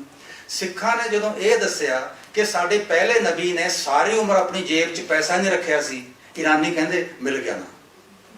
ਉਹ ਮਹਾਂਪੁਰਖ ਜਿਹਨੇ ਆਪਣੀ ਜੇਬ 'ਚ ਤਾ ਉਮਰ ਪੈਸਾ ਨਹੀਂ ਰੱਖਿਆ, ਉਹਦੇ ਜਿਹੜਾ ਦੌਲਤਵੰਦ ਹੋਰ ਸੰਸਾਰ 'ਚ ਕੋਈ ਨਹੀਂ। ਦਰਵਾਜ਼ਾ ਹੈ ਦੌਲਤ। ਹੁਣ ਆਪ ਦੇਖੋ ਕੰਸੈਪਟ, ਮੈਂ ਇਹ ਸਮਝਦਾ ਰਿਹਾ ਕਿ ਜਿਹਦੀ ਜੇਬ 'ਚ ਪੈਸਾ ਨਹੀਂ ਉਹ ਕੰਗਾਲ ਹੈ। ਈਰਾਨੀ ਕਹਿੰਦੇ ਨੇ ਉਹਦੇ ਕੋਲ ਸਾਰਾ ਕੁਝ ਸੀ, ਪਰ ਉਹ ਸਾਰਾ ਕੁਝ ਉਸ ਦਾਤੇ ਨੇ ਸਾਨੂੰ ਮੰਗਤੇ ਨੂੰ ਦੇ ਦਿੱਤਾ। ਇਸ ਕਰਕੇ ਦਾਤਾ ਵੱਡਾ ਹੁੰਦਾ, ਮੰਗਤਾ ਛੋਟਾ। ਮੈਂ ਆਪਣੇ ਵਿਦਿਆਰਥੀ ਕੋਲ ਜੇ ਕਲਮ ਦਵਾਤ ਤੇ ਨੋਟਬੁੱਕ ਨਾ ਦੇਖਾਂ, ਮੈਂ ਉਹਨੂੰ ਇਹ ਕਹਿੰਦਾ ਹੁੰਦਾ ਕਿ ਆਪਣੇ ਪਿਤਾ ਨੇ ਆਪਣੀ ਜੇਬ 'ਚ ਸਾਰੀ ਉਮਰ ਪੈਸਾ ਨਹੀਂ ਰੱਖਿਆ ਸੀ, ਖਾਣ ਪੀਣ ਅਤੇ ਪਹਿਨਣ ਦੀ ਕੋਈ ਚੀਜ਼ ਨਹੀਂ ਰੱਖੀ ਸੀ ਨਾਲ। ਜਿਹੜੀ ਚੀਜ਼ ਸਾਰੇ ਏਸ਼ੀਆ ਦਾ ਦੌਰਾ ਕਰਦੇ ਉਹਨਾਂ ਨੇ ਆਪਣੇ ਨਾਲੋਂ ਕਦੀ ਵੱਖ ਨਹੀਂ ਹੋਣ ਦਿੱਤੀ ਸੀ, ਉਹ ਸੀ ਕਲਮ ਦਵਾਤ ਤੇ ਨੋਟਬੁੱਕ। ਤਾਂ ਮੈਂ ਵਿਦਿਆਰਥੀ ਨੂੰ ਕਹਿਣਾ, ਮੇਰਾ ਤਾਂ ਕੋਈ ਜ਼ੋਰ ਨਹੀਂ, ਮੈਂ ਤਾਂ ਤੁਹਾਨੂੰ ਝਿੜਕ ਨਹੀਂ ਸਕਦਾ, ਮਾਰ ਨਹੀਂ ਸਕਦਾ, ਪਰ ਬਾਬਾ ਜੀ ਨਾਰਾਜ਼ ਹੋਣਗੇ ਤੁਹਾਡੇ ਤੇ, ਕਿਉਂਕਿ ਉਹਨਾਂ ਨੇ ਜਿਸ ਚੀਜ਼ ਨੂੰ ਪਿਆਰ ਕੀਤਾ ਉਹ ਕਲਮ ਦਵਾਤ ਤੇ ਨੋਟਬੁੱਕ ਸੀ। ਖੈਰ, ਭਾਈ ਮਰਦਾਨਾ ਜੀ ਨੂੰ ਕਹਿੰਦੇ, ਹਾਂ ਸੱਚੋ ਇਹ ਤਾਂ ਰਹਿ ਗਿਆ, ਜਦੋਂ ਭਾਈ ਮਰਦਾਨਾ ਜੀ ਨੂੰ ਰਬਾਬ ਦਿੱਤੀ, ਬਾਬੇ ਕਹਿਆ ਬਾਣੀ ਆਈ ਹੈ ਭਾਈ ਜੀ ਰਬਾਬ ਛੇੜ। ਮਰਦਾਨੇ ਕਹਿਆ ਜੀ ਆਗਿਆ ਹੋਵੇ ਤਾਂ ਥਾਟ ਬਣਾ ਲਵਾਂ। ਬਾਬੇ ਕਹਿਆ ਬਣਦੇ ਰਹਿਣਗੇ ਥਾਟ ਖੁਦ ਬਖੁਦ, ਰਬਾਬ ਛੇੜੋ ਬਾਣੀ ਆਈ। ਕੀਰਤਨ ਹੋਇਆ। ਸਾਖੀਕਾਰ ਦਾ ਵਾਕ ਹੈ, ਜਿਨ੍ਹਾਂ ਜਿਨ੍ਹਾਂ ਨੇ ਸੁਣਿਆ ਪਸ਼ੂਆਂ, ਪੰਛੀਆਂ ਅਤੇ ਮਨੁੱਖਾਂ ਉੱਪਰ ਵਿਸਮਾਦ ਤਾਰੀ ਹੋਇਆ। ਇਹ ਹੈ ਪਹਿਲਾ ਕੀਰਤਨ ਰਬਾਬ ਨਾਲ। ਭਾਈ ਮਰਦਾਨਾ ਜੀ ਨੂੰ ਤਾਂ ਵਰ ਦੇ ਦਿੱਤਾ, ਤਾਰ ਦਾ ਗੁਣ ਬਖਸ਼ਿਆ, ਲੇਕਿਨ ਗੁਰੂ ਨਾਨਕ ਦੇਵ ਜੀ ਨੇ ਸਾਜ਼ ਦਾ ਜਾਂ ਗਾਇਨ ਦਾ ਇਹ ਗੁਰ ਕਿੱਥੋਂ ਸਿੱਖਿਆ ਸੀ ਆਪਾਂ ਨੂੰ ਕੋਈ ਪਤਾ ਨਹੀਂ। ਭਾਈ ਮਰਦਾਨਾ ਜੀ ਨੂੰ ਇੱਕ ਦਿਨ ਕਹਿਣ ਲੱਗੇ, ਚਲੋ ਭਾਈ ਜੀ ਫਿਰ ਆਪਾਂ ਚੱਲੀਏ ਆਪਣੇ ਪਰਿਵਾਰ ਨੂੰ ਮਿਲਣ। ਮਰਦਾਨੇ ਕਹਿਆ ਜੀ ਮੈਂ ਤੁਸਾਂ ਦਾ ਸੇਵਕ ਗਰੀਬ ਹਾਂ, ਬਾਲ ਬੱਚਿਆਂ ਦਾ ਫਿਕਰ ਹੈ, ਮੈਂ ਚੱਲਿਆ ਤਲਵੰਡੀ ਪਿੰਡ, ਤੁਸੀਂ ਜਾਓ ਵੱਡੇ ਪਰਿਵਾਰ ਨੂੰ ਮਿਲਣ। ਬਾਬੇ ਕਹਿਆ ਠੀਕ ਹੈ ਭਾਈ, ਤੁਹਾਡੇ ਵਾਸਤੇ ਤਲਵੰਡੀ ਦੀਆਂ ਖੁਸ਼ੀਆਂ ਤੇ ਖੇੜੇ ਹਨ, ਅਸਾਂ ਵਾਸਤੇ ਹਨ ਵੀਰਾਨੀਆਂ, ਜੰਗਲ ਉਜਾੜਾਂ ਦੇ ਵਾਸਤੇ। ਤੁਸੀਂ ਨਾਲ ਜਾਂਦੇ ਤਾਂ ਭਲਾ ਹੁੰਦਾ। ਚੰਗਾ ਫਿਰ ਇਉਂ ਕਰੋ, ਬੇਬੇ ਨਾਨਕੀ ਜੀ ਨੂੰ ਮਿਲ ਕੇ ਜਾਣਾ। ਹੁਣ ਤੁਸੀਂ ਦੇਖੋ ਕੀ ਭਾਣਾ ਵਾਪਰਦਾ। ਬੇਬੇ ਨਾਨਕੀ ਜੀ ਕੋਲ ਗਏ, ਮੱਥਾ ਟੇਕਿਆ, ਬੇਬੇ ਇਹ ਪਈ ਹੈ ਤੁਸਾਂ ਦੀ ਰਬਾਬ, ਮੈਂ ਤਲਵੰਡੀ ਚੱਲਿਆ। ਬੇਬੇ ਲਫ਼ਜ਼ ਜਿਹੜਾ ਨਾ, ਇਹਦੇ ਮੈਨੇ ਹੁੰਦਾ ਵੱਡੀ ਭੈਣ। ਨਾਨਕੇ ਜਨਮ ਹੁੰਦਾ ਸੀ ਨਾ ਬੱਚਿਆਂ ਦਾ, ਤੋ ਮਾਮੇ ਨੇ ਜਿਹੜੇ ਉਹ ਆਪਣੀ ਭੈਣ ਨੂੰ ਬੇਬੇ ਕਹਿੰਦੇ ਹੁੰਦੇ ਸੀ, ਬੱਚੇ ਵੀ ਉਹਨਾਂ ਤੋਂ ਸਿੱਖ ਜਾਂਦੇ ਸੀ। ਜਿਵੇਂ ਇੱਧਰ ਪੱਛਮ 'ਚ ਬੱਚੇ ਆਪਣੀ ਮਾਂ ਨੂੰ ਭਾਬੀ ਕਹਿਣ ਲੱਗ ਜਾਂਦੇ ਨੇ, ਕਿਉਂਕਿ ਬੱਚਿਆਂ ਦੇ ਚਾਚੇ ਨੇ ਜਿਹੜੇ ਉਹ ਭਰਜਾਈ ਨੂੰ ਭਾਬੀ ਕਹਿ ਕੇ ਸੱਦਦੇ ਸੀ। ਬੱਚਿਆਂ ਨੇ, ਮੈਨੂੰ ਬੜਾ ਅਜੀਬ ਲੱਗਿਆ ਸੀ ਸ਼ੁਰੂ 'ਚ ਜਦੋਂ ਮੇਰੇ ਜਮਾਤੀ ਰਫੂਜੀਆਂ ਦੇ ਬੱਚੇ ਆਪਣੀ ਮਾਂ ਨੂੰ ਭਾਬੀ ਆਖਦੇ ਸੀ। That was a strange phenomena for me. ਖੈਰ, ਮੈਂ ਚੱਲਿਆ ਤਲਵੰਡੀ ਤੇ ਬਾਬਾ ਚੱਲਿਆ ਹੈ ਪ੍ਰਦੇਸ਼। ਇਹ ਸੁਣ ਕੇ ਬੇਬੇ ਨਾਨਕੀ ਦਾ ਆਪਣੇ ਮਨ ਉੱਪਰ ਧੀਰ ਨਾ ਰਿਹਾ, ਅੱਖਾਂ ਗੰਗਾ ਜਮਨਾ ਹੋ ਗਈਆਂ। ਭਾਈ ਜੈ ਰਾਮ ਨੂੰ ਆਪਣੀ ਅਦਾਲਤ ਵਿੱਚ ਖਬਰ ਮਿਲੀ ਤਾਂ ਵਾਹੋ ਦਾਈ ਘਰ ਆਏ। नानकी दी दशा देख के बोले, हुण वाक सुनना भाई जयराम जी दा। जी नानकी जी, जदों कदी असीं भटकदे तुसीं असां को उपदेश दे, हुण तुसीं डोल गए हो, असां दा की बनेगा। 5 सदियां पहलां अपने परिवार च साडे वडेरे अपनी औरतां बारे किहड़ी लैंगुएज वरतदे सन? This is the example. Ji Nanki ji, जदों कदी असीं भटकदे तुसीं असां को उपदेश दे, हुण तुसीं डोल गए हो, असां दा की बनेगा। नानकी कहिया, बाबा चलिया है परदेस और मरदाना चलिया है तलवंडी, दोवें इकट्ठे जांदे, असां नूं फिक्र रंचक दा ना सी, हुण असां दा मन धीर नहीं धरदा। जयराम जी ने भाई मरदाने नूं कहिया, भाई जी तुसां दे जोड़ विछड़ने सोभनीक नहीं हन, जाना पवेगा तुसां नूं बाबा जी नाल। मरदाने कहिया, जी मैं तुसां दा गरीब खादिम हां, खिदमतगार जी, मैं तुसां दा गरीब खादिम हां, मेरे बाल छोटे हैं, तिन्हां दे रिज़्क दा कोई बंदोबस्त नहीं, मैं किवें उन्हां नूं छड्ड के चला जावां। जयराम जी ने कहिया, तुसां दे बाल अज तो बाद असां दे बाल होए, श्री चंद नूं भी तां असां गोद ले लिया है। बेबे नानकी जी दे औलाद नहीं हुई सी, बाबा श्री चंद नूं गोद लिया सी उन्हां ने। वाक इस तरह के ने, यानी एक पासे तो यह है कि भरा करके नहीं जानती, परमेश्वर करके जानती हैं, दूजे पासे एक दिन सुनेहा भेजिया कि घर जाओ भैन याद करती, आए तुसां नूं गल आखनी है एक। बाबे कहिया, कहो मननी पवेगी। बाबे कहा, एक नहीं बेबे 100 हुक्म करो, 100 दे 100 मन्ना। नानकी कहिया, तुसां दे बाल अपनी गोद विच खिडाणा लोचदी ना, अपने भरा वास्ते तो बच्चा मंगया, अपने वास्ते नहीं मंगया।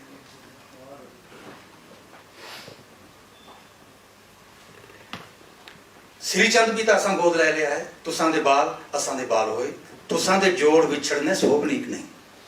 इत्थों भाई मरदाना जी ने टरन दी, रबाब उठाई, बाबा जी को चले गए। बाबा जी हुक्म होया है कि तुसां दा साथ देंगे। फिर चले, फिर यात्रावां शुरू हुई। यात्रावां च की होया करनियां ने तुहाडे नाल गल्लां, लेकिन पहली उदासी समाप्त करके जदों सुल्तानपुर आए तो उत्थे एक जिक्र आउंदा है। बेबे नानकी जी ने भाई मुरदाना जी नूं इकल्लियां बुला के कहा, अपना बाबा दुनिया तो विरकत, उसनूं ना खाण दी, ना पीण दी, ना पहनण दी कोई इच्छा। भाई जी तुसीं मेरे वर्गे ही हो, इन्ने सालां च की खाण नूं दिल कीता सी, सो बना के देंगे, की पहनण नूं दिता सी, सो लिबास तैयार करवावांगे, जो इच्छा सो कहो, तुहाडी इच्छा की पूर्ति करन लई हां। मरदाने कहिया, बेबे जे असां पुर मेहरबान हो तो पहली रबाब पुरानी हो गई है, असां नूं नवीं रबाब लोड़ीए। मैं भूषण ध्यानपुरी ने साखी सुनाई, मैनू कहंदे इहदे तो पता लग्या कुछ होर, मैं कहा होर तो कुछ नहीं पता लग्या। कहंदे अगला फिर अगली खबर मैं दस, वड्डे जदों वड्डियां नाल गल्लां करदे ने, रमज़ान नाल गल्लां करदे ने, सीधियां गल्लां नहीं करदे हो। भाई मरदाना जी ने इस वाक राही यह साबित किया कि हुण खाण पीण ते पहनण दी मैनू भी कोई इच्छा नहीं, नाले यह संकेत दे दिता कि सानू घर टिकण वास्ते ना आखिओ, असीं फिर जावांगे, रबाब लैके घर नहीं बैठना सी। ये ने जिहड़े मैनिਆਂ चों मैने निकलते हैं। एक एग्जाम्पल पैरल देना, मतलब मैं ये चाहना कि इन्हां साखियां का स्रोता या पाठक इस तरह का होवे जिवें वो अपना बंगाल का हिमाद्री बैनर्जी, हिमाद्री पहलों इंदू AC बैनर्जी, इंदू भूषण बैनर्जी, फिर हुण हिमाद्री बैनर्जी, ये बामण होंदे ने जी बैनर्जी बंगाल के। इन्हां ने इन्नी सेवा की है गुरमत दी भी इन्हां नूं नमस्कार, सारी उम्रां लातियां। हिमाद्री बैनर्जी आउंदे रहिंदे ने मेरी यूनिवर्सिटी च, कभी PhD का वाइवा लैन, कभी सैमीनार की मैं प्रधानगी कराउण वास्ते बुलाउणा उन्होंने। दोपहर का खाना खाधा, मैं उन्होंने ट्रेन बिठाउण लई चला गया। ट्रेन ने अजे आउणा सी, असीं पहलां पहुँच गए, गर्मी की रुत, सैंडल पहने हुए सन उन्होंने। मैनू कहंदे पन्नू भाई गाड़ी आने में अभी वक्त है, आप छोड़ के तो जाओगे नहीं मुझे, आपको कोई बात, कोई साखी याद हुआ करती है, कोई बात सुनाए। मैनू शिव पुराण चों दो बात याद आ गई। नारद ने शिव जी नूं पुछया, महाराज कित्थों आए सी असीं, की करन आए सी इत्थे, इहदे तो बाद कित्थे जावांगे।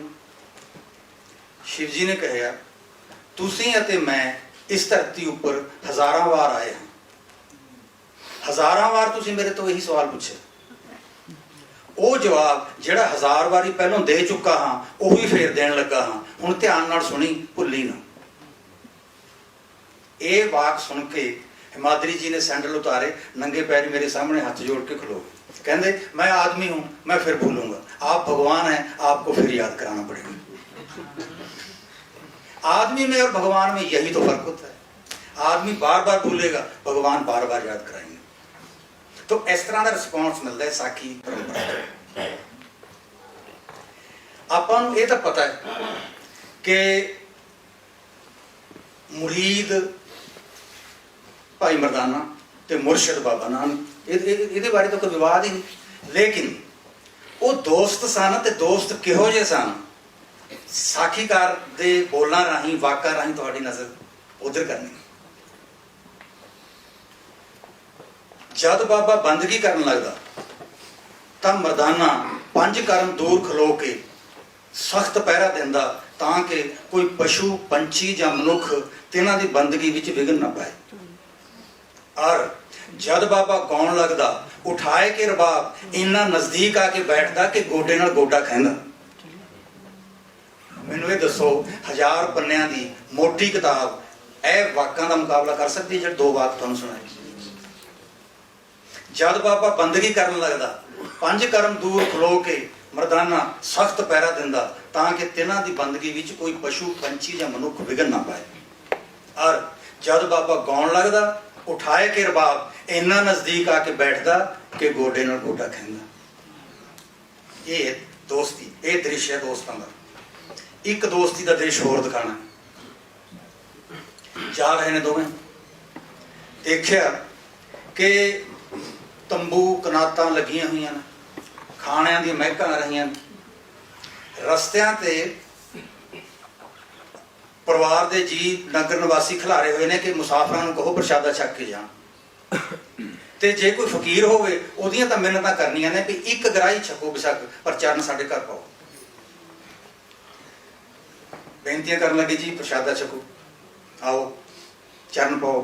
बाबे कहिया, भाई 8 पहरां विच एक बार भोजन करते हैं, सो कर लिया है, इच्छा नहीं। मरदाने कहिया, बाबा जे आज्ञा होए मैं भोजन करा। बाबे कहिया, भाई जी तुसानू किछ हकीकत पता है इस लंगर दी? मरदाने कहिया, जी हकीकत किते दौड़ी तो जाती नहीं, तुसां पास रही सी, तुसां पास ही रहेगी, पहलों भोजन करते हैं, पिछों हकीकत भी देख लांगे। ऐ दोस्त नाल कीती ही दोस्ती का संवाद है, पीर मुर्शद का नहीं है, पीर मुरीद का नहीं है, दोस्तां दी कन्वर्सेशन। भाई जी तुसानू कुछ हकीकत पता है इस भोजन की? जी बाबा जी हकीकत किते दौड़ी तो जाती नहीं, तुसां पास रही सी, तुसां पास ही रहेगी, भोजन करिए पहला फिर हकीकत भी देख लांगे। तुरे जा रहे रेगिस्तान, राजस्थान का रेगिस्तान पार कर रहे हैं। बात देखो साखी दे, चलो चाल चलो चाल, हेठा रेत उपर तारे, होर कुछ नहीं। चलो चाल उपर तारे, हेठा रेत, होर कुछ नहीं। भाई मरदाने कहिया, जी बाबा जी देश का कोई दरख्त भी मिले हूं तिस दा गल लग के रोवां। बाबे कहिया, करतार का नाम ले। कुछ दिन बीते, मरदाने कहिया, किन्हां उजाड़ा विच मारिया हाई बाबा, गोरों खफणों भी गए, कोई कब्र भी नहीं बनाएगा, खफन भी नहीं पाएगा। तीसरी घटना, भाई मरदाना जी कहते एम तुरते जाते, जी बाबा जी देश का कोई कुत्ता भी मिले हूं तिसदा गल लग के रोवां। बाबे कहिया, भाई जी इन्हां उजाड़ां विच इसे लिए आए हाँ, ना कोई कुत्ता लगे ना भौंके,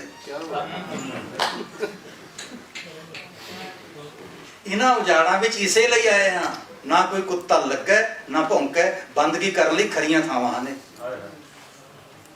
ਆਬਾਦੀ ਆ ਗਈ, ਖੂਹ ਆ ਗਏ ਪਿੰਡ ਦੇ ਬਾਹਰ, ਔਰਤਾਂ ਪਾਣੀ ਭਰ ਰਹੀਆਂ, ਬੱਚਿਆਂ ਨੂੰ ਇਸ਼ਨਾਨ ਕਰਵਾ ਰਹੀਆਂ, ਕੱਪੜੇ ਧੋ ਰਹੀਆਂ, ਹੱਥ ਮੂੰਹ ਪੈਰ ਧੋਏ, ਪਾਣੀ ਪੀਤਾ, ਕੁਛ ਆਰਾਮ ਕਰਨ ਲਈ ਬੈਠੇ। ਭਾਈ ਮਰਦਾਨਾ ਜੀ ਸੁਣ ਰਹੇ ਲੋਕਾਂ ਦੀਆਂ ਗੱਲਾਂ। ਭਾਈ ਮਰਦਾਨੇ ਪੁੱਛਿਆ, ਜੀ ਬਾਬਾ ਜੀ ਕੌਣ ਦੇਸ ਆਇਆ ਗਿਆ ਹੈ? ਇਹਨਾਂ ਦੀ ਬੋਲੀ ਨਾ ਅਸਾਂ ਨੂੰ ਸਮਝ, ਅਸਾਂ ਦੀ ਬੋਲੀ ਨਾ ਇਹਨਾਂ ਨੂੰ ਸਮਝ, ਕੀ ਕਰਾਂਗੇ ਇੱਥੇ ਆਪਾਂ? ਬਾਬੇ ਕਹਿਆ, ਭਾਈ ਜੀ ਸੌਰਾਸ਼ਟਰ ਆ ਗਿਆ ਹੈ, ਸੋਰਠ ਰਾਗ ਇਸੇ ਦੇਸ਼ ਦਾ ਰਾਗ ਹੋਇਆ, ਤੁਸੀਂ ਸੋਰਠ ਛੇੜੋ, ਤੁਸਾਂ ਦੀ ਬੋਲੀ ਭਲੀ ਸਮਝ ਆਏਗੀ। ਮੈਂ ਇਹ ਵਾਕ ਪੜਿਆ ਨਾ ਜਦੋਂ, ਤਾਂ ਮੈਂ ਸੋਰਠ ਦੀ ਐਂਟਰੀ ਖੋਲ ਲਈ ਜੀ, ਮਹਾਨ ਕੋਸ਼ ਦੀ। ਭਾਈ ਕਾਨ ਸਿੰਘ ਨੇ ਲਿਖਿਆ ਹੈ ਸੌਰਾਸ਼ਟਰ ਦੇਸ਼ ਦਾ ਰਾਗ। ਇਹ ਮਤਲਬ ਗੁਰੂ ਨਾਨਕ ਦੇਵ ਜੀ ਨੇ ਉਹਨਾਂ ਥਾਵਾਂ ਦੀ ਜਾਣਕਾਰੀ ਕਿਵੇਂ ਹਾਸਲ ਕੀਤੀ, ਉਹਨਾਂ ਦੇ ਰਾਗਾਂ ਦੀ ਜਾਣਕਾਰੀ ਕਿਵੇਂ ਹਾਸਲ ਕੀਤੀ, ਇਹ ਆਪਣੇ ਵਾਸਤੇ ਬੁਝਾਰਤ ਹੈ, ਇਹਦਾ ਕੁਝ ਨਹੀਂ ਪਤਾ ਲੱਗਦਾ।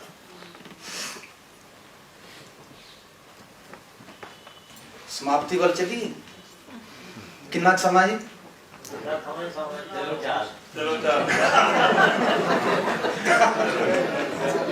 ਠੀਕ ਹੈ। ਫਿਰ ਮੈਨੂੰ ਵੀ ਇੰਨੀ ਮੁੱਲਵਾਨ ਸੰਗਤ ਸਰੋਤੇ ਕਿੱਥੋਂ ਮਿਲਣਗੇ?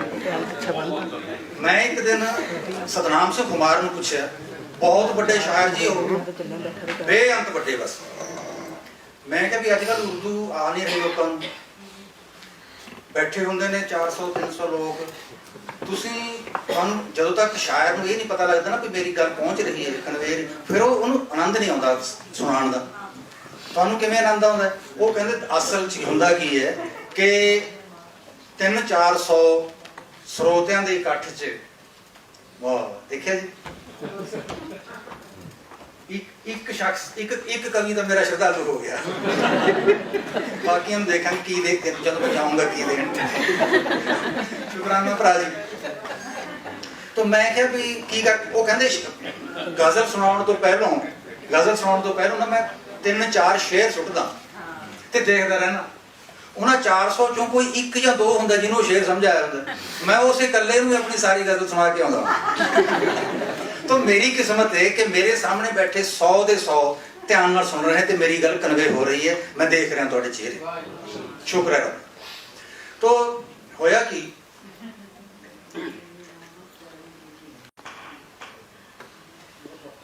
ਅਫਗਾਨਿਸਤਾਨ ਤੇ ਪਾਕਿਸਤਾਨ ਦੀ ਸਰਹੱਦ ਤੇ ਕੁਰਮ ਦਰਿਆ ਵਗਦਾ, ਹੁਣ ਵੀ ਵਗਦਾ, ਦੋਹਾਂ ਦੇਸ਼ਾਂ ਦੀ ਹੱਦ ਦਾ। ਕੁਰਮ ਦਰਿਆ ਦੇ ਕਿਨਾਰੇ ਕਿਨਾਰੇ ਤੇ ਤੁਰੇ ਆ ਰਹੇ ਸਨ। ਭਾਈ ਮਰਦਾਨੇ ਕਹਿਆ, ਬਾਬਾ ਥਕਾਨ ਹੋਏ ਗਈ ਹੈ, ਆਰਾਮ ਕਰੀਏ।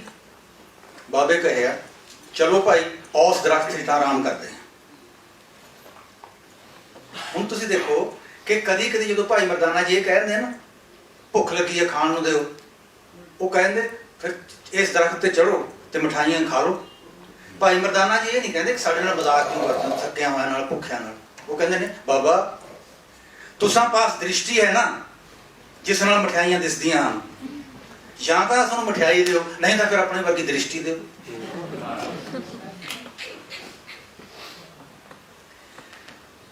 ਬੈਠ ਗਏ ਬਾਬਾ ਜੀ, ਬੈਠੇ ਰਹੇ। ਭਾਈ ਮਰਦਾਨਾ ਜੀ ਲੇਟ ਗਏ। ਮਹਾਰਾਜ ਹੋਰ ਨਜ਼ਦੀਕ ਗਏ, ਮੱਥੇ ਤੇ ਹੱਥ ਰੱਖਿਆ, ਤੇਜ਼ ਬੁਖਾਰ ਸੀ। ਹੋਰ ਨਜ਼ਦੀਕ ਆਏ, ਭਾਈ ਮਰਦਾਨਾ ਜੀ ਦਾ ਸੀਸ ਆਪਣੀ ਗੋਦ 'ਚ ਲਿਆ, ਹੱਥ ਮੱਥੇ ਤੇ, ਕਹਿਆ, ਭਾਈ ਜੀ ਤੁਸੀਂ ਤਾਂ ਅਸਾਂ ਪਾਸੋਂ ਵਿਛੜਨ ਲੱਗੇ ਹੋ, ਤੁਸਾਂ ਦੀ ਅੰਤਮ ਰਸਮ ਕਿਵੇਂ ਨਿਭਾਈਏ? ਦਫਨ ਕਰੀਏ ਕਿ ਅਗਨ ਭੇਟ? ਕੋਈ ਉੱਤਰ ਨਹੀਂ। ਤੁਸਾਂ ਦੀ ਯਾਦਗਾਰ ਵਜੋਂ ਇੱਕ ਮਸਜਿਦ ਉਸਾਰੀਏ? ਕੋਈ ਉੱਤਰ ਨਹੀਂ। ਅਸਾਂ ਦੀ ਸੰਗਤ ਕੀਤੀ ਨਾ ਤਾ ਉਮਰ, ਫਿਰ ਧਰਮਸ਼ਾਲਾ ਉਸਾਰੀਏ? ਮਰਦਾਨੇ ਕਹਿਆ, ਖੁਸ਼ਕਿਸਮਤ ਹਾਂ ਬਾਬਾ, ਤੁਸਾਂ ਦੀ ਗੋਦ ਵਿੱਚ ਹੱਡ ਮਾਸ ਦੀ ਕੈਦ ਵਿੱਚੋਂ ਨਿਕਲਣ ਲੱਗਾ ਹਾਂ। ਮੈਂ ਜਾਣਦਾ ਹਾਂ ਬਾਬਾ, ਤੁਸਾਂ ਨੂੰ ਆਪਣੇ ਹੱਥੀਂ ਮੁਕਤ ਕਰਕੇ ਇੱਟਾਂ, ਗਾਰੇ ਅਤੇ ਚੂਨੇ ਵਿੱਚ ਕੈਦ ਨਹੀਂ ਕਰੋਗੇ। ਨਹੀਂ। ਬਾਬੇ ਕਹਿਆ, ਤਾਂ ਵੀ असां दा भी फैसला है भाई जी, खाली नहीं जान देंगे। धरती उपरली कोई वस्तु मंगो या धरती तो पार दी कोई वस्तु, सो देंगे, खाली नहीं जान देंगे। असां दा भी फैसला है। मर्दाने कहा, बाबा तू खुदाए दा कीर्तनिया, मैं तेरा कीर्तनिया। बाबा तैं खुदाए देखिया, तैं खुदाए पाया, और तेरा कहया खुदाई मनदी है। बाबा मैं तेनू देखिया, मैं तेनू पाया, और मेरा कहया तू मनदा है। दुध आ गया। असां दी बेनती है अज एक, असां नू विछोड़ना नहीं अपने नालों, ना इत्थे ना उत्थे। बाबे कहा, भाई जी दुध उपर असां दी खरी खुशी है, जिथे तेरा वासा तिथे मेरा वासा। दोस्तों ये एक फकीर दी वसीयत है। ये वसीयत भाई बाला जी ने रिकॉर्ड की है। ये वसीयत गुरु नानक देव जी की सच्ची अदालत में रजिस्टर हुई है। इस तरह की वसीयत किसी होर फकीर ने की होए, वो दिखाओ, आप उन्होंने भी सलाम करिए। अंतिम रस्मां निभा के रबाब उठाई, तलवंडी पिंड का रुख किया, तलवंडी पहुंच गए। देखो जदों तक भाई मरदाना जी तैयार नहीं होए, उदासियां ते नहीं गई। जदों भाई मरदाना जी का साथ ना रहा, उदासियां समाप्त। रबाब का ते बाबे का यह मिलाप है। ना भाई मरदाना जी के घर गए, ना अपने घर गए, पिंड के विचकार खूह की मन ते बैठ गए। पिंड नूं पता लगता गया, संगत आउंदी गई, चादरां दरियां विछदियां गईयां। वड्डा बेटा शाहजाद, शाहजाद नूं पता लग गया, आया, बाबा जी के कदम छुए, असीस लई, संगत च बैठ गए। थोड़ी देर बाद नालदियां नूं पुछण लगा, अब्बू कित्थे है? किसी नूं पता नहीं सी। फिर उठ्या, महाराज के नज़दीक आया, कहा, जी बाबा जी अब्बू किवें है? अब्बू कित्थे है? बाबे कहा, शाहजाद पुत्र तुसां दे अब्बू निज घर चले गए हैं। जेड़े निज घर चले जावन तिन्हां दा सोग नहीं करना। तिन्हां दे नाम दा सरो पाओ तुसां नूं देण लई मैं सैकड़े कोसां दा पंध मार के तलवंडी पुजा। की लोड़ीए?